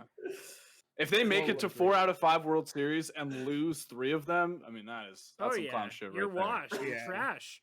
Imagine being that bad. Sell of a everyone. franchise. Couldn't be me. Yeah, everyone. So we didn't I don't think we actually ever officially went over their position lineup. I don't know if we have to. We mentioned I don't think it everyone. matters. Yeah, we pretty much mentioned everybody, and like the bench too. We've talked about Taylor Yeah. and Rios, and I think that's pretty good. Yeah. So I people, if you're listening to this, you're a baseball fan. You know the Dodgers lineup. I don't even. I'm done talking about the fucking Dodgers, dude. I'm terrified. I'm legit. I don't think you guys realize I'm actually anxious right now. It's scary. it's fucking scary. dude, the Yankees are in the best position to win the World Series for the first time that they have it in 12 years. And we got to face the fucking Dodgers. You don't think I have Yeah. anxiety? Dude, And you got to worry about the White really Sox too. terrifying, man. It's terrifying. I fucking love the White Sox, bro. I'm the biggest Yeah, me White too. Sox fan that's not a White Sox fan. I'm All right, a big so- White Sox fan, and I'm a Royals fan. For God's sake. Oh, that's tough. Yeah, so we're not Okay. winning the division anytime soon. But like, at this point, I'll take a second place. Nolan's really high on the Royals too, I am on the which I Royals. love. I I'd love give that. them- Yeah, I'd Um, give them the 3rd place finish. Fuck the Indians. bro. Yeah, like third place easy. Third place easy for the Royals, I think. But My man Truman's going live after this. This man doesn't have a bedtime, does he? Oh, hey, you said the grind is always happening. It's yeah, point, for man. sure. So in conclusion, the Dodgers are the most terrifying monster. team I've probably seen in my lifetime. I really can't think of a more dominant team or a dominant roster 1 through 25, 26, I think now. 1 through Dodgers 40. fans Are you suck, kidding? though. 1 through 40. Yeah, 1 dude. through 40. Yeah, they're that's 40 true. more. They're 40, man. Yeah, I can't even think of the weakest player on their team. That's how maybe Matt Beatty. I was about to say Matt Beatty. Is Poor Matt guy. He's Beatty? so good. But just He's bring so up. good. Why do Yeah. you need Matt Beatty though? You have Keeper Ruiz as your backup catcher. Do you even need Matt Beatty? I guess Somebody's got to be the anchor. Yes, exactly. guess. You have to in a team full of diamonds, you have to have the you have to have the worst. It's smallest funny you one. said that. It's literally funny you said that because I was talking earlier today. The Dodgers are gonna have like 7 diamonds in MLB The Show 21, and I just like cannot fathom how much that collection is gonna cost night one. Oh my god. It's gonna be The NL silly. West in general, it's gonna be crazy. Yeah. Yeah. Like 'Cause not counting the Giants or the Giants or the Diamondbacks. Well, the Rockies will probably have Trevor Story, but like the Padres and the Dodgers are mostly going to be dominating the Diamonds in that division. You have to the spend Padres $100, probably over $100 night one just to complete the Dodgers fucking. I mean, I'm Oh, spending say I'm breaking the wallet open $300. opening night. My so I don't- Stimulus is being put to Oh, stubs. without a doubt, dude. I got my PS5 so I can do Stadium Creator, and I'm just ready to go, man. I'm so ready for 21, bro. I'm so Yeah, it's ready. gonna be Um, awesome. I'm It's gonna be gonna- awesome. I'd say we should collab, True, but I don't think that'd be entertaining to watch. Maybe if you do an all comment. No, not even. Not even. I'm not even gonna say all comment. Bro, LeBron's team to World Series. I'll do that. yeah. I can't get a God Oh Squad my to God. fucking division Have you series. ever- so- Have you ever mercied someone before you recorded an out? Because that's what happened if we played. Yeah. You guys are overhyping me right now. I'm first of all, I'm washed anyway, but Oh my god. Bro, No, I we're can't go pretty- I'm 6 and pretty 0 in washed. BR. Okay, I've never gone 6 and 0 in BR. I've I've gone gone 7 and 5-0 a I've- handful of times, but The BR key is literally every time I play a game, I let my meter go to the very end. And I back out of a game unless it goes to the very end. And I always face just a bomb.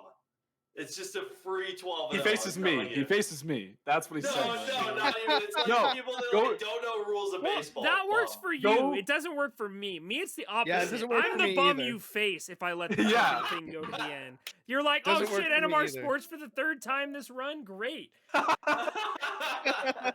Fuck, bro. Dude, go to my Twitter right now and look at the lineup that I have drafted. And I'm telling you Ooh. right now that I am going to go 3-1 with that team. I'm going right Confirmed. now. Hold on. I'm going right now. My collective average with that team is like 450, and I guarantee I'll go 3-1. Let's see. I mean, I'm gonna gift a sub for For- every win that you get, Mick. Thank Every you. sub that you Well, get, okay. I'm gonna give. already He's got a one. sub. he's got Ian Happ, Salvi Perez. Let me tell you something about Salvi Perez. I've gone 12-0 two times this year. I don't like BR. I don't play a ton of BR. Salvi Perez has been on both of those teams. He's the trick. His Not for me. Yeah, Not I for suck with me. him too. Gavin But, like, Lopes, Nelly, This Teoscar. This team is raw, by the way. right, Sorry to dude. cut you off, but Took that me- that team's raw. Yeah. The fact that Miguel Sano's in like the 7th spot. Yeah, that's what I'm saying. You have Didi in the 8-hole, dude. Yeah. Yeah, Yeah, no, that's right? a damn good Oh, lineup. and not to mention, I have Mitch fucking Moreland on my bench. Oh, you bet. I mean, we need at Guarantee- least 6-0 out of that team. I hope At so, least. dude. I'll be streaming Yeah. tomorrow. I'll be live tomorrow, but let's see. Yeah, hopefully you can do something with that team because man, that's an insane lineup. And I've actually been hitting better with Salvi now, Mick. I'm hitting like 265. I brought it from 0.95 to 265. Which is Bro, crazy. that's 'cause I what I'm suck. hitting with Finest Nelson Cruz. I think I'm batting like .454 with him. Yeah, I heard that in it's stream bad. yesterday. I got it. That- And I got an infield hit with Finest Nelson Cruz. that was Like that was I don't funny. know what that the was fuck funniest thing happened, I've but I ever got seen. an infield hit with him. That That's 93 sick. Nelson Cruz that I drafted on that team that you saw, I have like a 600 average with him with like 8 bombs. And that 93 is gross. I remember Man. when he But- first came out, you had to hit 3 home runs with him, and I think I Yeah. went like 3 for 25, and those 3 hits were all home runs. So that's all Yeah. I cared about. He's awful, Yeah. but he hits home runs. Oh, I Yeah. love him. All right. We'll glance over the Padres real quick now that we've sucked the Gla- Dodgers' dicks enough. God, dude. All right. Best San off Diego. season in the MLB this year, potentially. Yeah, Yeah, I like it. 100%. I don't Good know for who them beats for them. The trying. Mets, the Blue Jays, maybe. The I'd say the Mets more than the Blue Jays because the Blue Jays didn't get any pitching.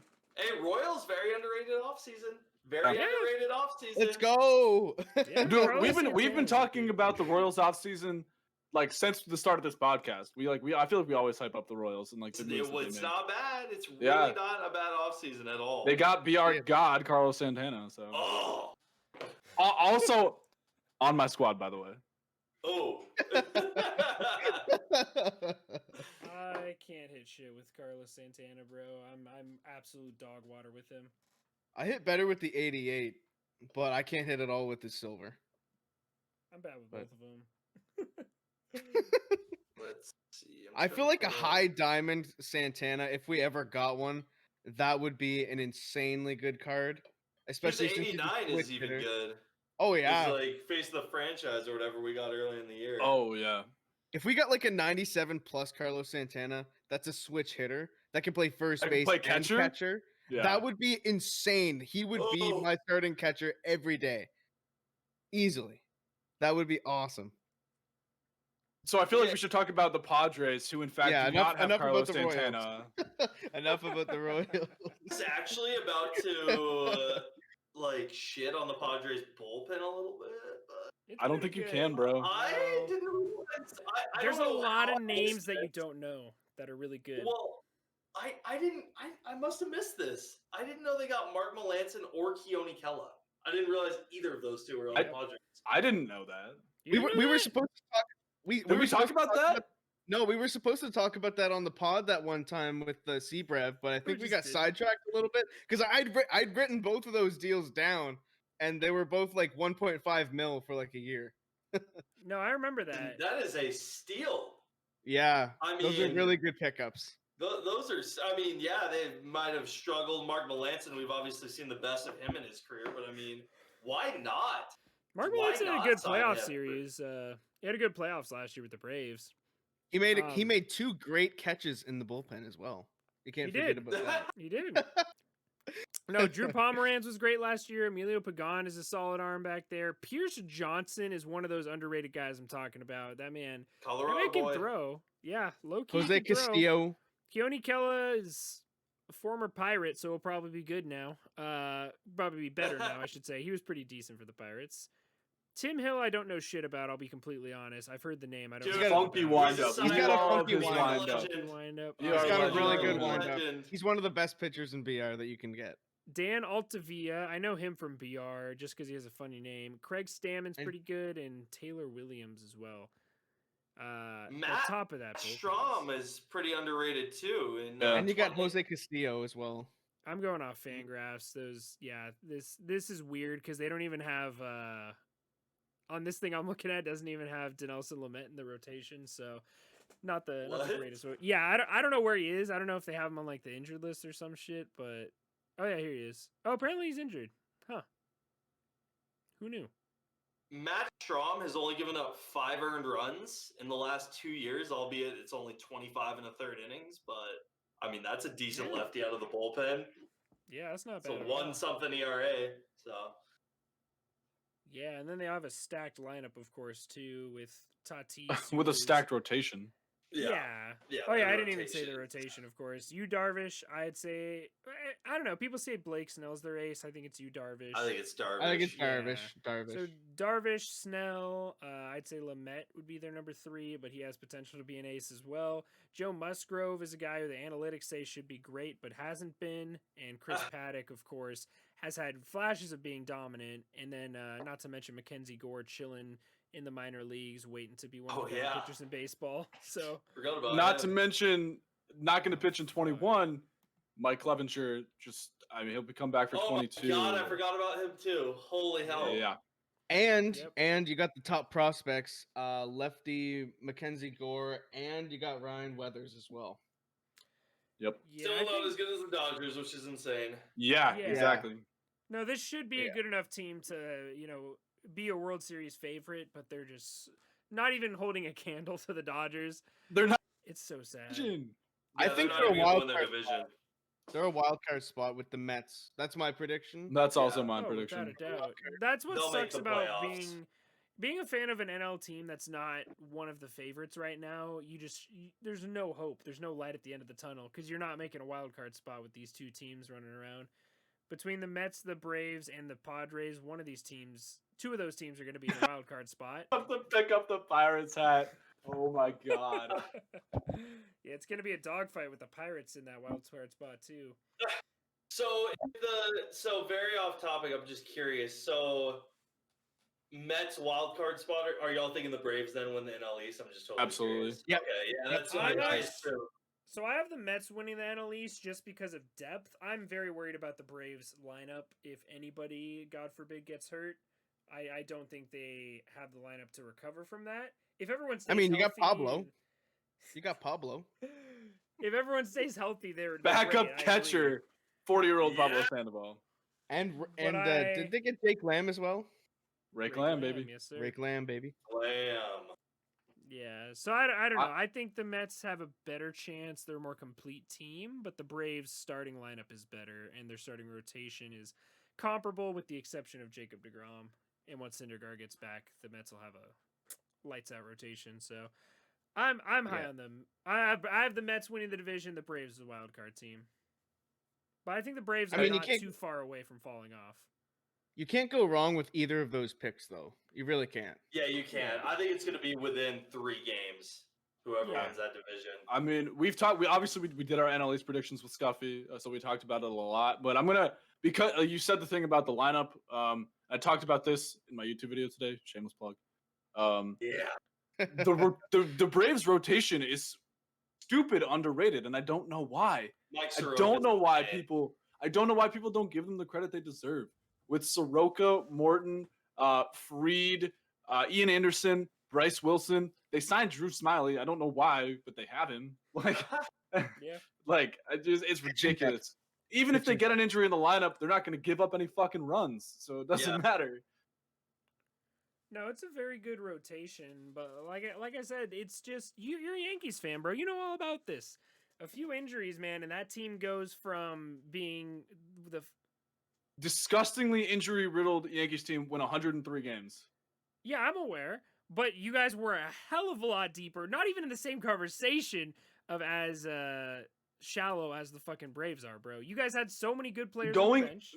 Going into that season, that people would say the same thing that you're saying about the Braves now. No one knew that Gio Urshela was going to be a fucking god. Yeah. Same thing about Mike Tauchman.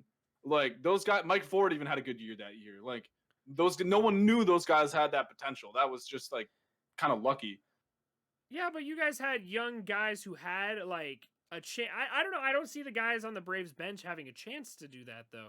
Maybe Rake Lamb could have a flash a little bit. I do think Austin Riley could be good, but he's slated to be their starting third baseman.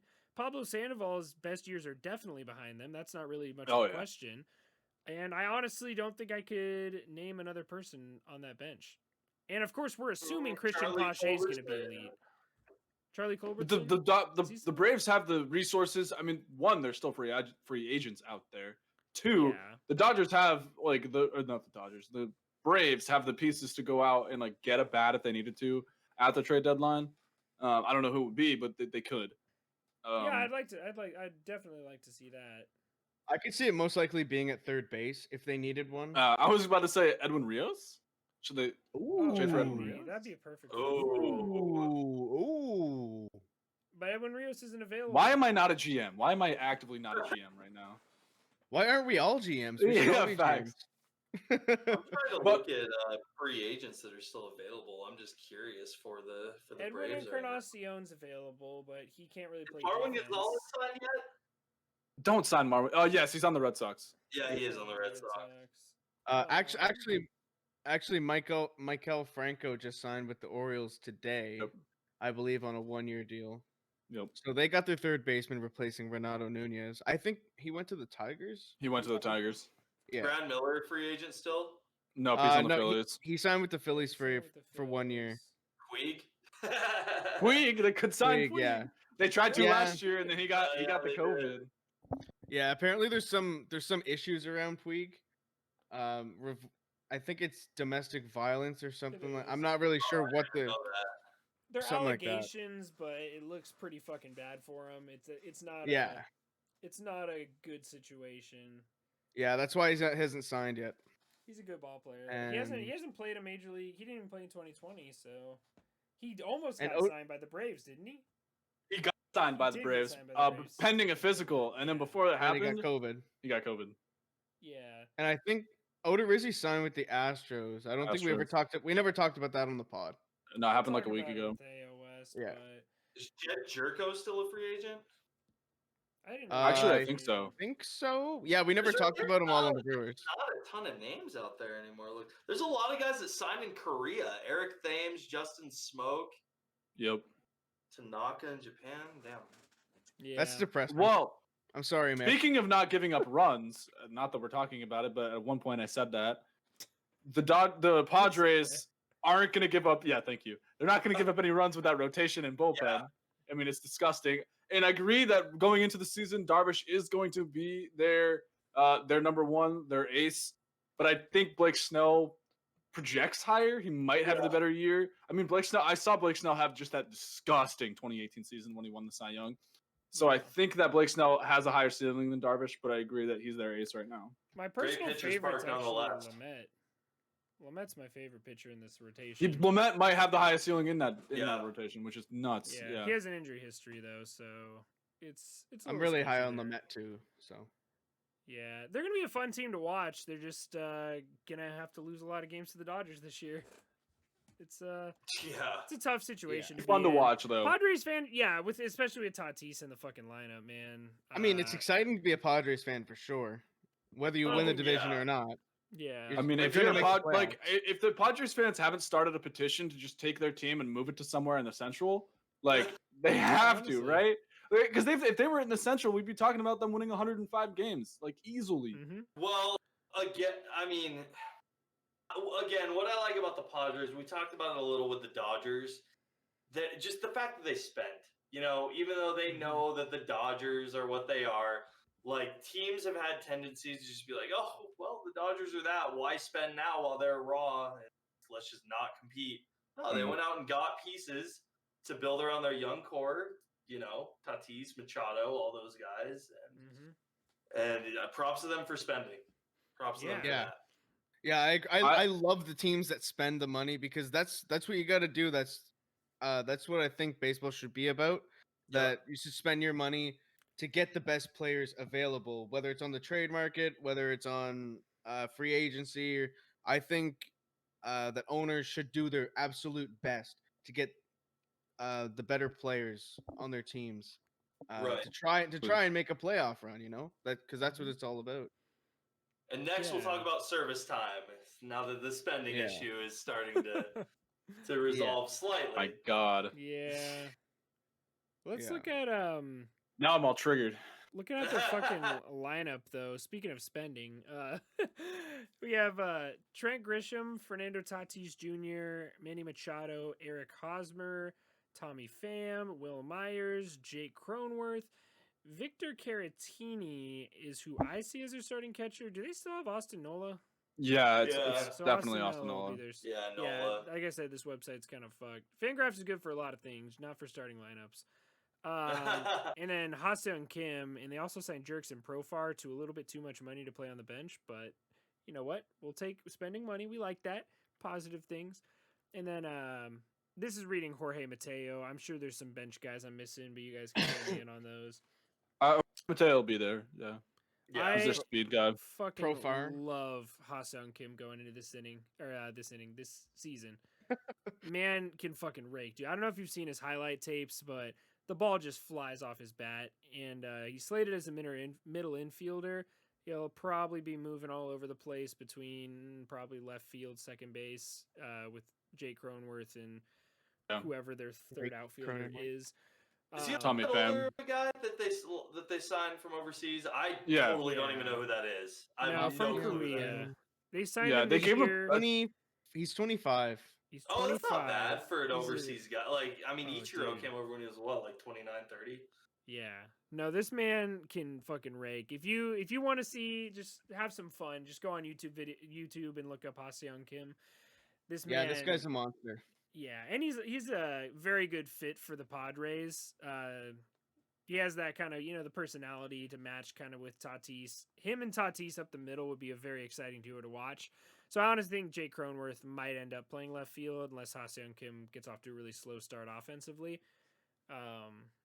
But yeah, very exciting guy. Definitely one of the more underrated moves of the offseason that I feel like was talked about a little bit, but I love his baseball reference. Oh, really? I'm liking what I'm seeing. His OPS has been above 800, 850. Pretty much every season since 2015. He'll smack 20 bombs, drive in at least 80, and he has a decent batting average as well. And it doesn't seem like he misses many games either. So I think hopefully he doesn't end up being another Jung Ho Gung. Sorry, Pirates fans. Yeah. Rip, dude. Yeah. Yeah, I know rip it's to me hard. 'cause apparently I'm a Pirates fan. It's a hard adjustment to make. That's for sure. So, but people have done it, of course. Yeah. Don't get suspended like Jung Ho Gong got suspended because that ruined his career. Jung Ho Gung was drinking and driving on 4 different occasions. Yeah, it's a little bit Those guys are just they're so risky because I mean the ceiling is so high, but you never ever will know how they'll adjust and what you're gonna get because it's just not the same.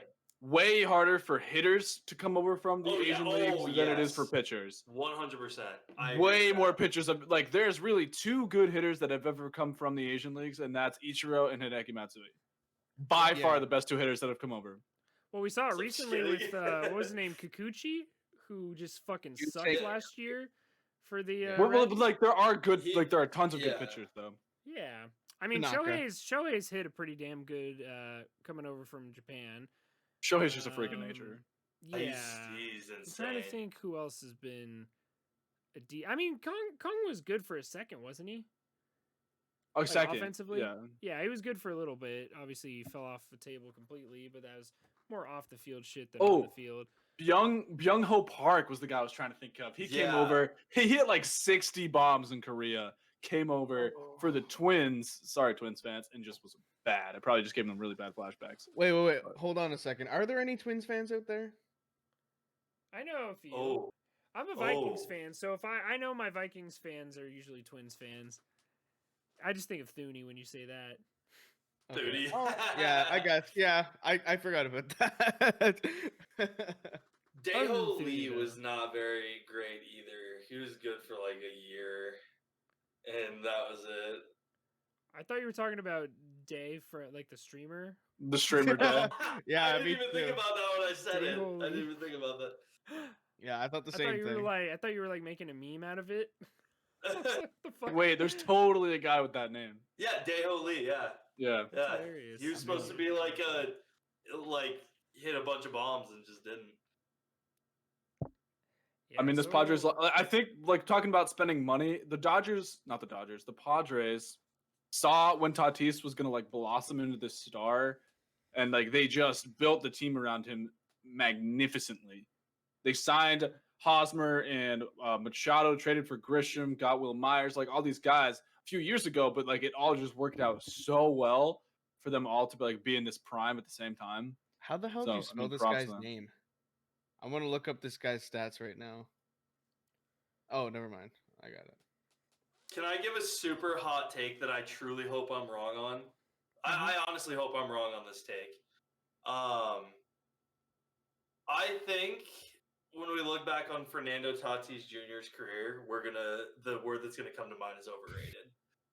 I think he's one of those guys, and Javi Baez is a great player. Don't get me wrong, but that's just gonna have all the flash and all the swag and everything like that. But when you look at the numbers, it's, I guess, not as great as it's made out to be. I love agree with that. Tatis. I love Tatis so much. I hope he's literally better than Barry Bonds when his career is over. But I think when we look back on his career, overrated is going to be the term that comes to mind. That's a lot of money to give to a guy of his age, dude. That's a lot Yeah. of It money. is. I wholeheartedly I- disagree, though.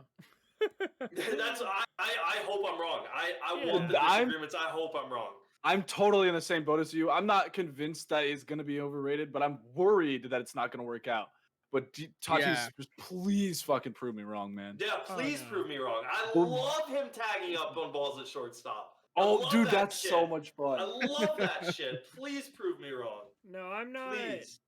I'm not worried about him at all, honestly. Out of all these guys, just because of how, I don't know if you're a big stats guy with like Baseball Savant and whatnot, but everything about him, first of all, he hasn't really, even when he's slumping, he's well above league average, and he's a much better hitter than Javi Baez ever was. Yeah. Obviously, Yeah, a very you're right small about sample that. size so far, but I just think he's too young and too good at this stage of his career to, maybe he doesn't turn into Barry Bonds, like you said, but I think he'll be, a top 10, top 20. I think top 20, I feel like, is his floor, honestly, with how fucking good he is, how fast he is. He's definitely a 5-tool player. He has a great defense. He's great with the bat. He's crazy fast. I don't know. I don't think he has the potential to fall to a Javi Baez level. I think his floor would be like 4th, 5th best shortstop in baseball. Yeah. Which is still a good. very high floor, in my opinion, for him. I mean, so. all that's saying is that he's below. I mean, Lindor, maybe Seager, Trevor Story. Yeah, exactly. But at best, which is a very easy thing for him to do, I feel like, is kind of what's expected of him, would be best shortstop in baseball, top 3 player in baseball for the next not 15, next 10 years. I hope. I love watching him. I hope Dude, that happens. yeah. Be on the cover of MLB The Show for the next decade. Like, just Yeah, be the for face real. of baseball. Oh no, he's definitely somebody who could be Please. on it multiple times. That's for sure. And he's Yeah, so for fucking sure. I agree with electric. that. Just stop This is a- apologizing for 3-0 home runs. Yeah. Oh my God. Don't even get me started. The fact that he was on the cover before Trout. The fact that he was on the cover of I don't know. MLB Trout's- before Trout. Trout will never be on the cover. Yeah. I don't think he wants. Really? To. I don't think He's Yeah. not so. a flashy guy. I could see Acuna being on the cover at some point in his career. Juan Soto will most definitely be on the cover. Juan day. Soto and Ronald Acuna Jr. are the Tap Sports mobile game cover athletes right now. So they won't be I on think- for a few years. I think Soto's going to be the cover athlete next year just because he wears 22 and it'll be MLB The Show 22. I think it's only fitting that. Wait, Nick, did you He- just did you just hear me? Well, how long are those contracts though? Are they 1-year contracts? No, Are I'm pretty they- sure. I'm pretty sure it like stopped. It doesn't let them do it for like multiple years. I think Oh, Interesting. because that's the conversation that people had with Mike Trout a couple seasons ago. Because Yeah. he was like the cover of it, and then they were like, all right, so he might be able to do it in like 2020 or whatever. Yeah. wait, so you said Mike Trout would never want to be on the cover? Doesn't seem like that would be kind of his gig. Yeah, I agree with that. I think he'll be on it eventually, but like late in his career.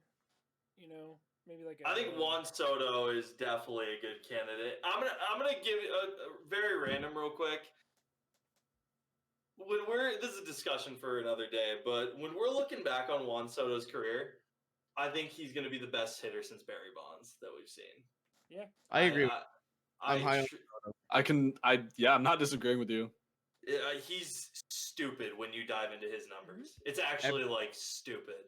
Everybody should be high on Trust Soto. me, we have. Yeah. Oh, Yeah, without a it's doubt. stupid. No, without a doubt. God, I wish he was good defensively and he was fast. If he yeah. was, oh, dude, if he was If he was fast, good defensively, people wouldn't even ask, Acuna or Soto?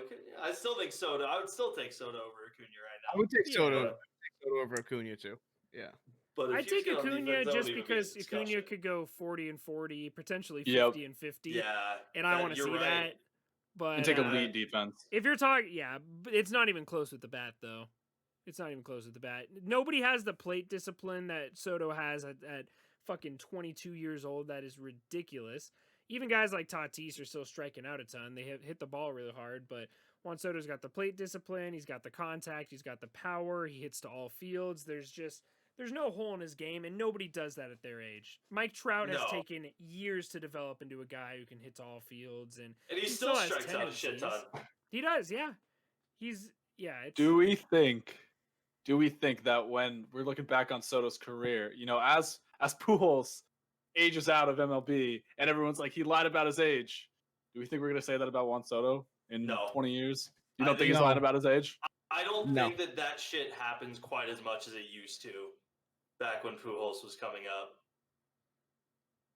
It's just like Yeah. we're talking about how long it took these players to develop these skills that he already has, which is what well, how made long me did think Juan of it. Soto play in the minors? Didn't he have like 60 minor league games before he got called up? I think Probably. something like that. Yeah. Might have been less than Yeah, that. it wasn't. Yeah, I because mean, I just think Juan Soto was blessed, like kind of how Shohei was. Just he's a freak of nature. Yeah. You know what I mean? hmm I believe him Yeah. with his age. He looks young. I don't know. He looks. He young does. to He me. does. Yeah, and he acts young too. Like he likes to have fun with the game and everything like that, just like Tatis and Acuna. Right. They're flashy. They have that swag, and I don't know. I just get that vibe that they are the age that they say they are. Right. So, I agree with you. yeah. Yeah. No, Well, they're great actors. Yeah, right.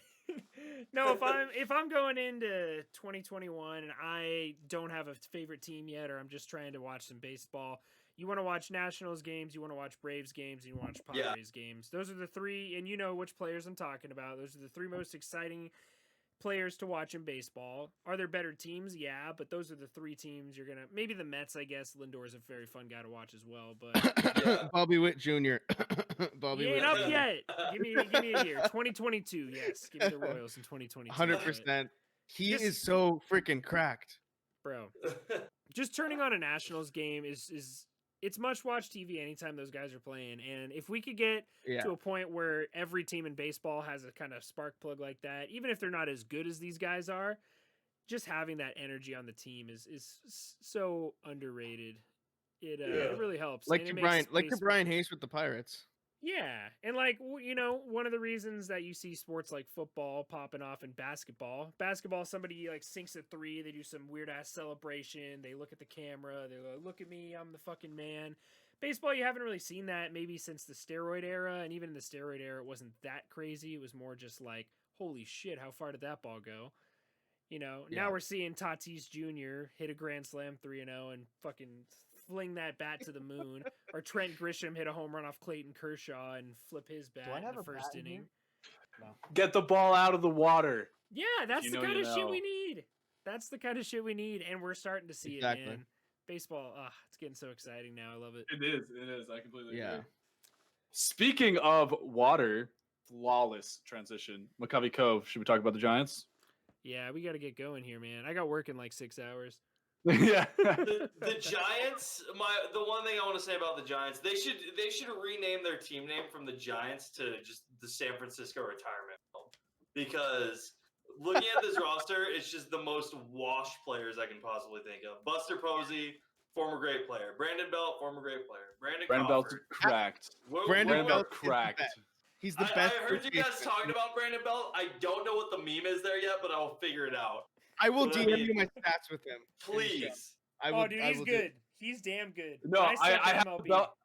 I have an emote of He him on my is Twitch on the chat show. because he's oh my god, his finest He's card so is good disgusting. against righties. Even against lefties, he's got like 60 contact and 84 power. He's still cracked against lefties. No, the Brandon meme. Belt. Yeah. Brandon Crawford. Another washed Brandon guy. Crawford is the one you guys are saying is No. wrong? I was talking about Brandon Belt. Brandon Belt. washed. I was talking about washed players. But Well, I mean, like Evan Yastrzemski, that was Longoria. the big thing. Yeah, Longo, Wilmer Flores. I mean, Donovan Solano broke out last year. He's like 32. Yeah. He's 32. No, 33. Mike He's Yastrzemski's a 30. Mike 30-year-old Yastrzemski's rookie. 30, dude. He's 30. Oh, yeah, Like it's they don't ridiculous. have a single player like on this roster I'm looking at that's like young even. Wilmer Like, Flores is the ripe Yeah. young age of 29. Austin Slater, 28 years old. My God. Baby Mauricio face. Fresh Dubon out is the the only womb. one, 26. Yeah, that's insane. Even their pitching Even staff. Even Tommy Listella's in his 30s, I think, too. I think it said Anthony 29. DeSclafani, maybe? No, Tommy Yeah. Listella's 32. Oh, 32. Tommy Listella's been Yeah. around for a bit, though. He's been He's- a I- journeyman. I remember when Tommy Listella couldn't crack those Cubs. Cubs rosters. That Yeah, was really good. he was like a role guy on the Cubs for like 6 years, it seems like. And yeah. he was an all-star with my Angels, hitting 15 dingers in the first half. Tommy with the Yeah. power. Tommy with the power. I love it. No, they No, also but have I five mean- lefties in their starting lineup. Tommy Listella, Mike Yastrzemski, Alex Dickerson, Brandon Belt, Brandon Crawford, and I think did I say Mike Yastrzemski? I don't even know. But Yeah. 5 lefties in their starting lineup. I mean, at least they have variety between righties and lefties. yeah, and I'm excited for their young guys between Joey Bart and who's the other one? Helio Ramos. Helio- Ramos. That man's Yeah, been looking good Ramos. in spring too. He's Yeah. got some pop off the bat. The ball kind of exit velocity is the name of his game. That man can hit a ball Yeah, I very very agree. hard. And it's kinda Their interesting. pitching staff is competing with the worst as the or no, it's not as bad as the Rockies, but they are close. It's I bad. was looking at that. Yeah, They What- are close. The bullpen is non-existent other than John Brebbia. No, Yeah. it's not. They don't have. Yeah, gosh dang it. Oh my lord. Wait, John Brebbia, is he hurt? Yeah, he's on the IL for 60. That's what I'm seeing Oh, on okay. MLB.com. same thing with Alex Wood.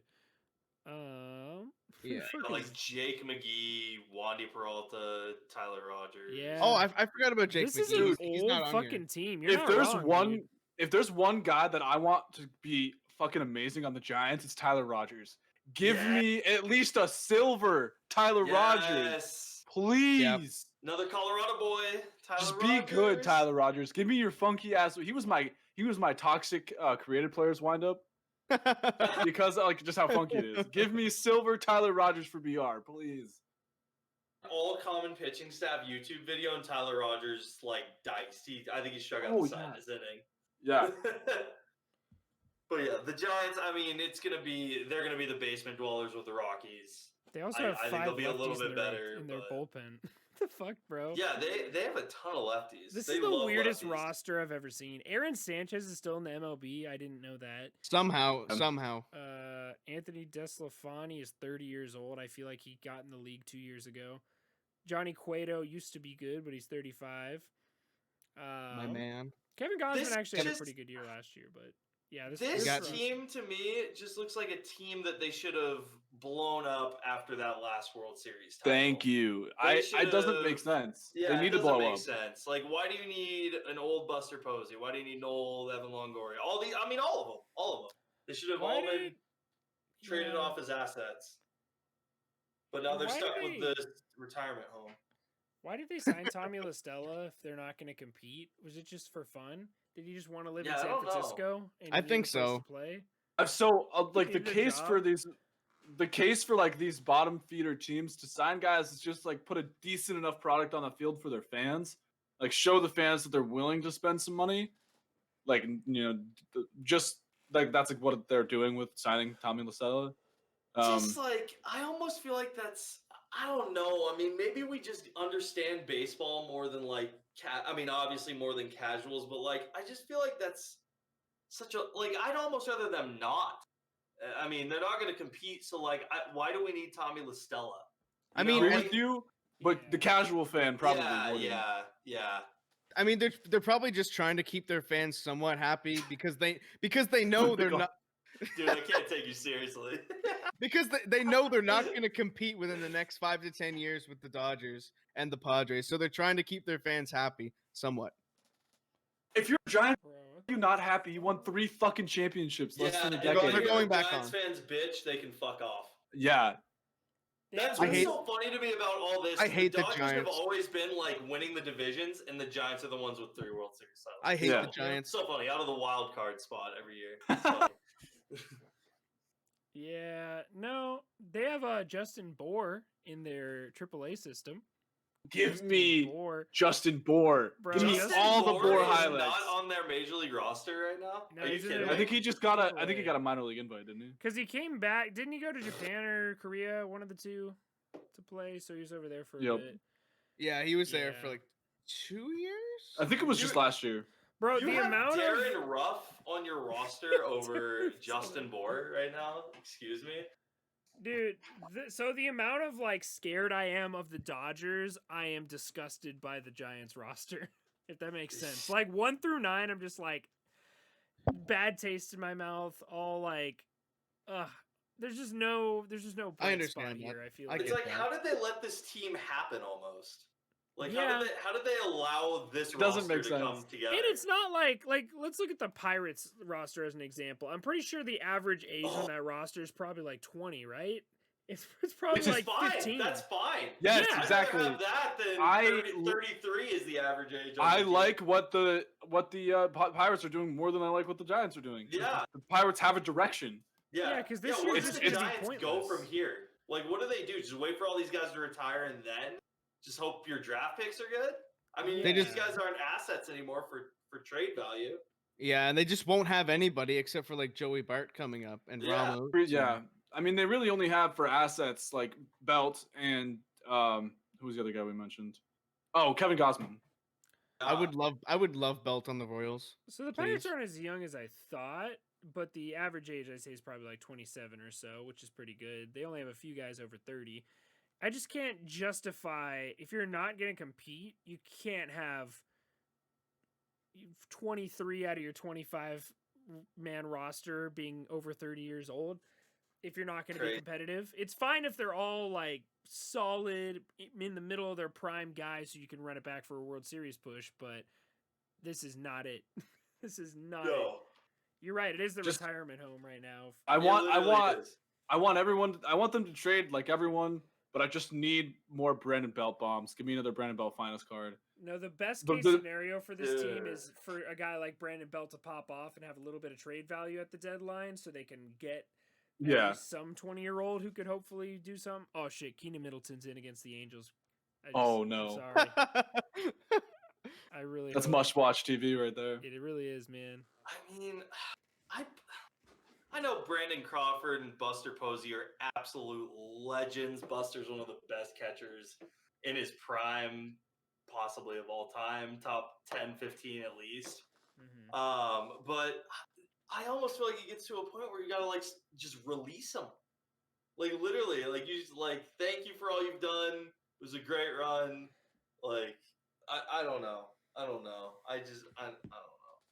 Yeah.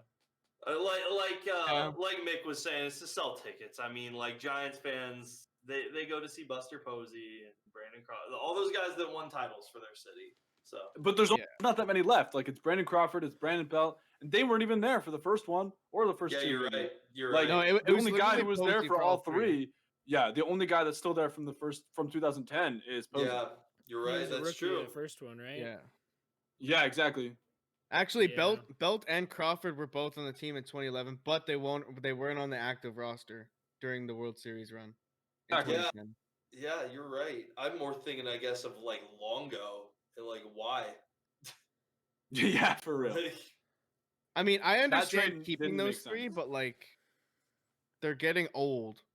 What are they going to do for you at this point? Oh, they're old. They're old. Yeah. No, it's just not a good look, man. Not a good year to be a Giant. Well, if you're not a Dodgers fan, it's just not a good time to be a fan of a National League sports team. But yeah, it's the Padres. Like they might not beat the Dodgers, but it is fun to watch them. It is very fun. They might be the most fun team in baseball to watch. Honestly, they really them and the White Sox, man. Yeah. White Sox Padres World Series would be amazing. Oh, oh, dude, literally poop myself. I'm so high. It'd be so fun, man. Yeah, I can't wait, dude. So yeah, I was just gonna say, to wrap up, I feel like we talked about everyone on the Giants. We didn't do our over-unders. I don't think we need to. I think we can just, all four of us will go through how we think the standings are gonna break down. We'll give our hot take for the division, and then we'll say peace.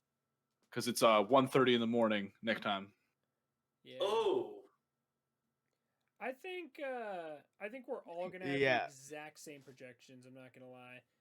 I probably agree with you. It's a pretty straightforward division, so I think we can all agree. Well, I guess we'll start from the bottom with, of course, our boy True's Rockies. Unfortunately, rocking the nice little purple jersey there. Love their team colors. I love the logo. We miss you, Nolan.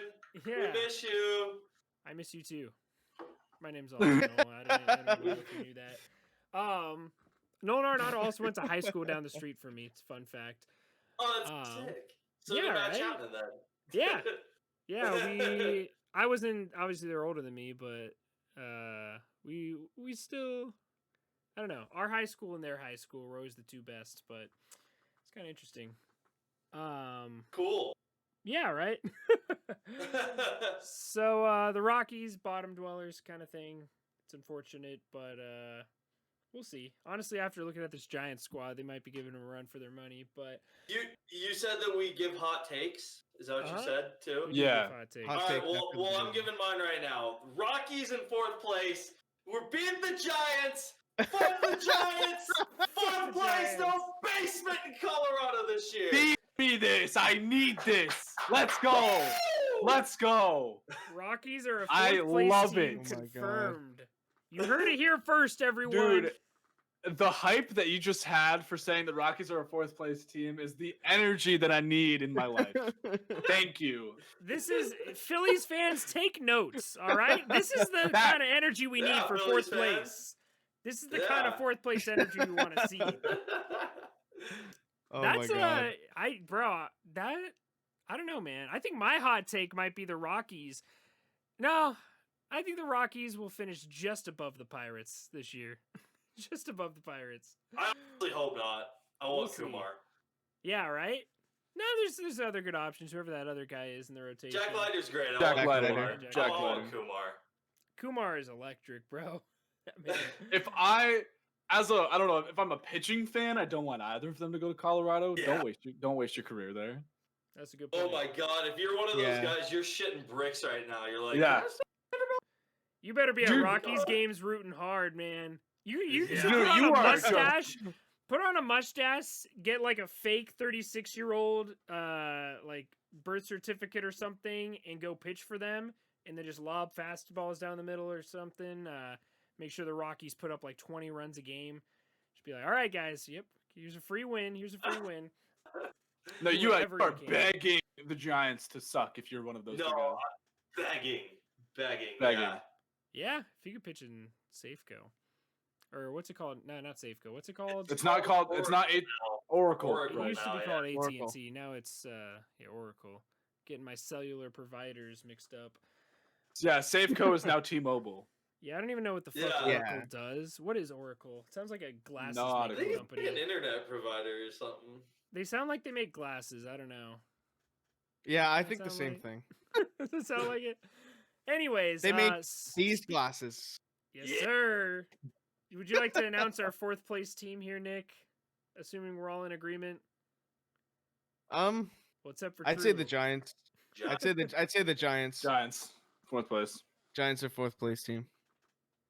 And Yeah. if there's no controversy, that brings us to our 3rd place team being the Arizona Diamondbacks. And I say Yeah. that as monotone as possible because if the Arizona Diamondbacks are a monotone team. Yep. Yeah, They really are. I am a little more excited about the roster now than I have been in the past, though. After doing a little deeper dive, they're a good team. They're just not great. Yeah, the lineup's good. The pitching is They're questionable. going to win in the like bullpen. 77 games. No one's going to talk Yeah. about them. Like, Oh Yeah. no, they're as league average as it gets. yeah. People Even didn't even talk about them when they were getting wild card spots. They're like, Exactly. Diamondbacks, they're in there. People probably aren't even going to talk about them when they're in the World Series, if that ever happens again. I hope it doesn't. God, I wouldn't even watch. What's the most boring World Series matchup you could think of? I would assume we're putting the Diamondbacks in there. Maybe Diamondbacks, Yeah. Tigers. Diamondbacks, Tigers, Diamondbacks, Orioles would probably be my pick. Yes. Nah, dude, yeah. Orioles. Nah, see, Baltimore Orioles, like they are. It's like an old school baseball town. I feel like I like the Baltimore stadium, fans would but come the out of team's the- boring as fuck. no, but the fans are what make it less boring. Like Diamondbacks don't have that. Like I don't know. Interesting. Diamondbacks- The Marlins- Rangers, I don't know. I know the Rangers were in the World Series not that long ago, but they're I boring. feel as okay, fuck. but coming from a Honestly, Vikings any team fan, that Joey Gallo Don't is shit on I Jose cannot Leclerc like that. Say they're boring. Jose Leclerc is the bullpen. You can't say they're boring. I just Well, love okay, how passionate the Nick next is time the about that. Rangers, I Bro, know. it's like, don't you dare shit on Jose Leclerc like that. I mean, gotta Oh my defend God. my man. David Dahl, underrated signing for the Rangers. Bro, that is it. Yeah. The Rangers had the best offseason in the AL West. They Like, did. low key. No, They're but the still next worst time, team. the Rangers are in the World Series, Dahl, Gallo, and the bullpen, Jose Leclerc, none of them are going to be on the team. Yeah, you're right. Yeah. I will say though, coming You're from really a right. Vikings fan, when you don't have a championship under your belt, as a fan, you're hungry as fuck. So any of these teams without a World Series are gonna be hype. Like if the Mariners ever make a World Series, that stadium will be off the fucking rails. Oh yeah. Obviously the Rockies have been to a World Series, but if they make it to another one, like you were saying, that place will be packed. Eventually, I'm talking like 2046 or something. No, I'm talking about our World Series appearance where we just handed a free championship to the city of Boston. Yeah. Facts. I was Yeah. a Boston fan in 2007. I only converted to a Royals fan in like 2009, 2010. So I'm sorry about that. Yeah, it was an absolute free World Series handed. Yeah. To a Yeah. team. So real quick, I mean, obviously, I think we're in agreement. Second place is the Padres. First place is the Dodgers. Yeah. I mean, it's just basically how many games are the Dodgers going to win. Like I said it in my YouTube video today, but the Dodgers are not going to play a single game this season where they're favored to lose. They're going to be favored to win in every game they play through the World Series. I have my Nate, I have my hot take brewing. I got my Yeah. hot take. Well, we got one hot take. Give it to us, Nick. My hot take is that the Dodgers are gonna break the record for most wins in a season. Ooh, I like it. I like that take. I do Oh, think that's a that's- hot take still because it's I don't think they're gonna do it, but I like it. And it wouldn't be that well. I'm not saying The that Padres, it would be hard. That's true. Yeah. That's true. yeah, What is it? that's- 116? It's What's the- 116. Yeah.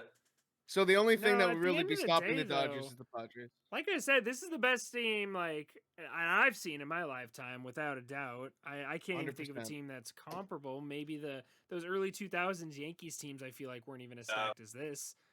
So I don't know. I'm gonna go 108. That's gonna be my number for them. I'm gonna say 108 wins for the Dodgers.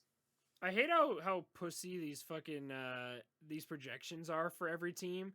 how damn conservative they are. They're like, yeah, the Dodgers will win like 99.5 games. And I'm like, shut up. Just say They're 100 106. plus. Say 106 at least. Give me Exactly. something here. Because I wholeheartedly think that the Dodgers and Padres can both win 100 games. So Yeah, in the same I could division, see I could see the fact that the Padres can win 100 games this year and be 8 games back in their own fucking division makes me want to throw up. That shouldn't be allowed. Exactly. Yeah. No, with the Dodgers, it's definitely possible because it's hard to believe that the Dodgers or the Padres at some point would end up losing any games to the Rockies or Giants.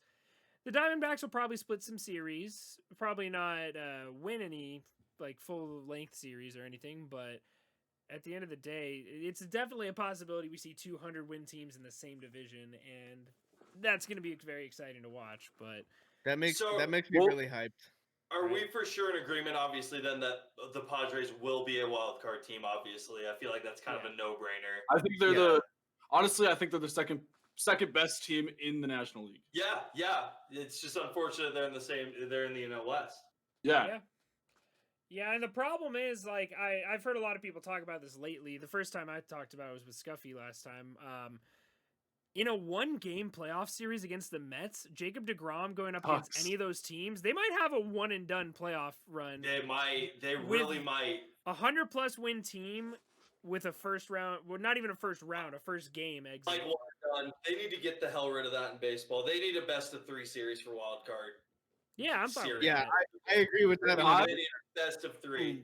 I love the excitement of the one-game wild card, and this is coming from a Yankee fan where he played in like 3 in a row.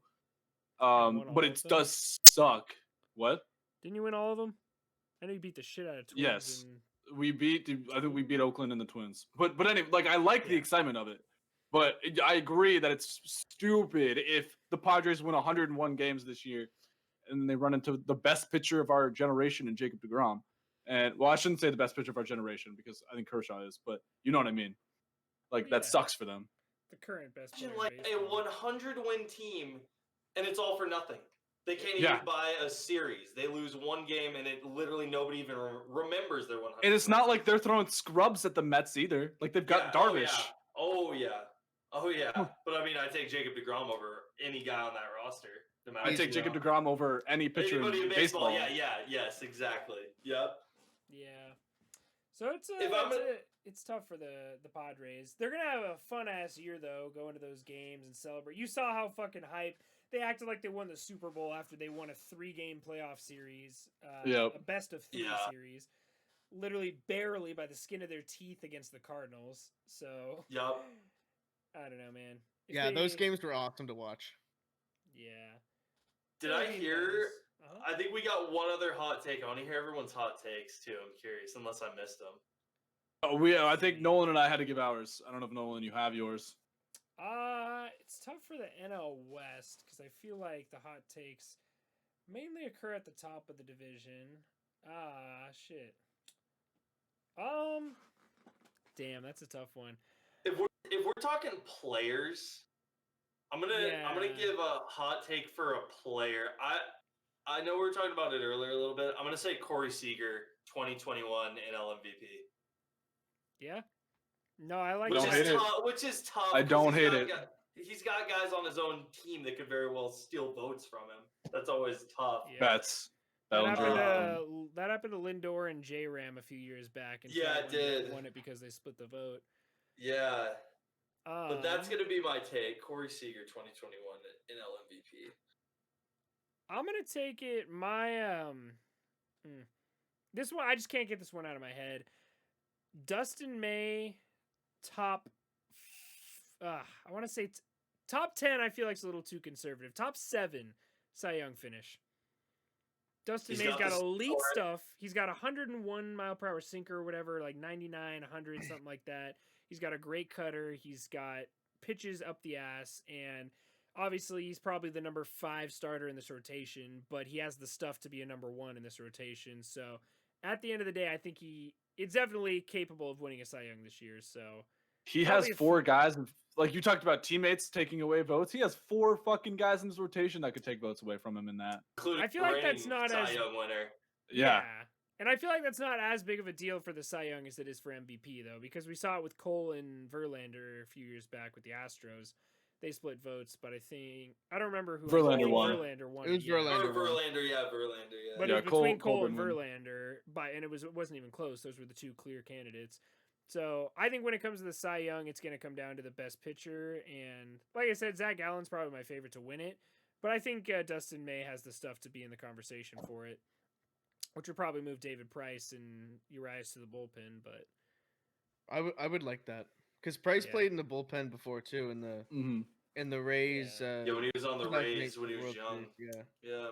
yeah, and I'm pretty sure Dustin May's sinker is literally like, I don't know if I think I read this somewhere where it's one of like the 10 best pitches in all of baseball, like just swing and miss, the whiff rate, everything about it.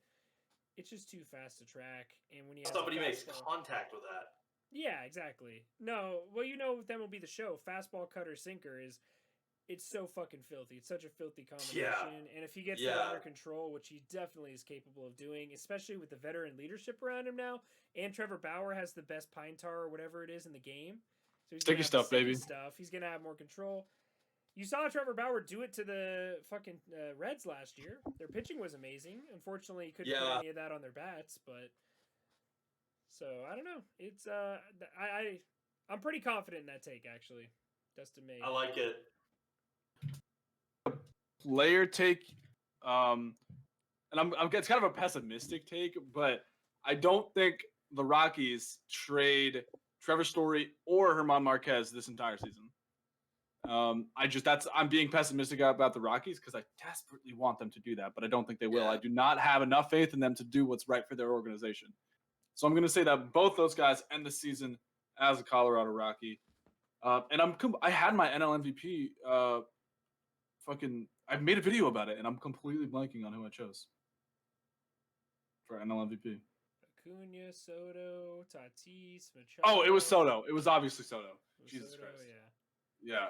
I But figured. like I feel like a guy like Trevor Story could be like top 3. I'll say Yeah. that. Yeah. That'll be my hot take. He's not under Nolan's shadow for the first time in his career, so. But that's always I'm a big advocate of one good player in a lineup scares me. Because we've seen it happen to guys in the past where they just, like Joey Gallo last year, fucking sucked because Yeah. people didn't have to pitch to him.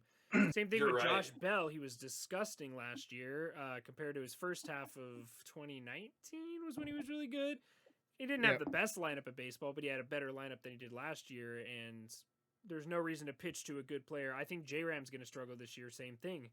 There's nobody to protect him there. I guess he has Franmil Reyes, but at the end of the day, But it's he's no not- Lindor.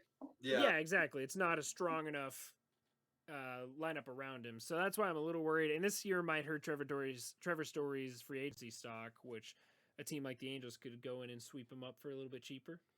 Just saying. So hopefully that's not the case. And it's still Colorado, so if he hits the ball, it's gonna go. So I don't know. I don't know. I'm worried about now. The more you guys talk about it, the more I'm worried about my take that Trevor Story could be a top 3 MVP candidate. But so let's not talk about it anymore. You're right though what you were saying about one good player in a lineup, because I also feel like no matter the guy, that's just a lot of pressure. You know, Yeah. even if it's a team that's not competing, like I feel like that guy is always going to press a little bit more, which will Mhm. lead to again worse numbers. Well, and potentially. especially in a fucking contract year, no pressure, Trevor. Oh yeah, that no that pressure. combo, yeah. That's terrible. I wouldn't be surprised if we saw a down year from him. I really wouldn't. Yeah. I wouldn't be surprised. Be surprised if he Producer just else. pops the fuck off. So Yeah, I could see either direction. I wouldn't be surprised if he literally went off or if he stunk. To be A honest, lot of 1-0 ball games there in Colorado, with one Trevor Story home run being the only hit. dude, no, a lot of 1-11 ball games. Though. Yeah, That's exactly. what Only staff. the one, exactly. sorry. but Yeah. unless there's anything else, I think that's it for us. So to recap, Dodgers, Padres, Diamondbacks, Giants or Rockies, and Giants or Rockies. Exactly. We'll leave that one up Flip in the the vote. air. Either Split the way. vote. Yeah. But I think that's gonna Truman- do it for us today, man. yeah. Truman, thank you so much for joining us, man. I fucking love the chaotic energy we have going here. Loved it. Rockies It was fans, awesome. man. You're representing your fan base well. Small but mighty. Yeah. No, appreciate you. I truly appreciate you guys having me. It's always fun to talk baseball. I could literally do it all night, but yeah, I mean, everybody thinks of me when they think of the Rockies. I don't think there's another one in our little MLB The Show community. So I'll wear that. I'll wear that loud and proud. I love it, man. I love it. So thanks again for joining us, my man. Once again, Trumanation on Twitch and Twitter. I think it's Trumanation _ on Twitter, sorry. And then Trumanation on YouTube. Trumanation on YouTube, Twitch, and then Trumanation _ Twitter, yep. Of course. And then once again, we got the boys NickTheriault, we got Mick Miller 42, and your boy NMR Sports 30. So hey, thanks for hanging out with us today, guys, and be sure to check us out on Spotify or YouTube, whichever one you're not listening on. DIR Podcast on Instagram and Twitter. And I think that's all we got for you today, guys. So thanks for listening to our NL West previews, and we'll see you guys all in the next episode.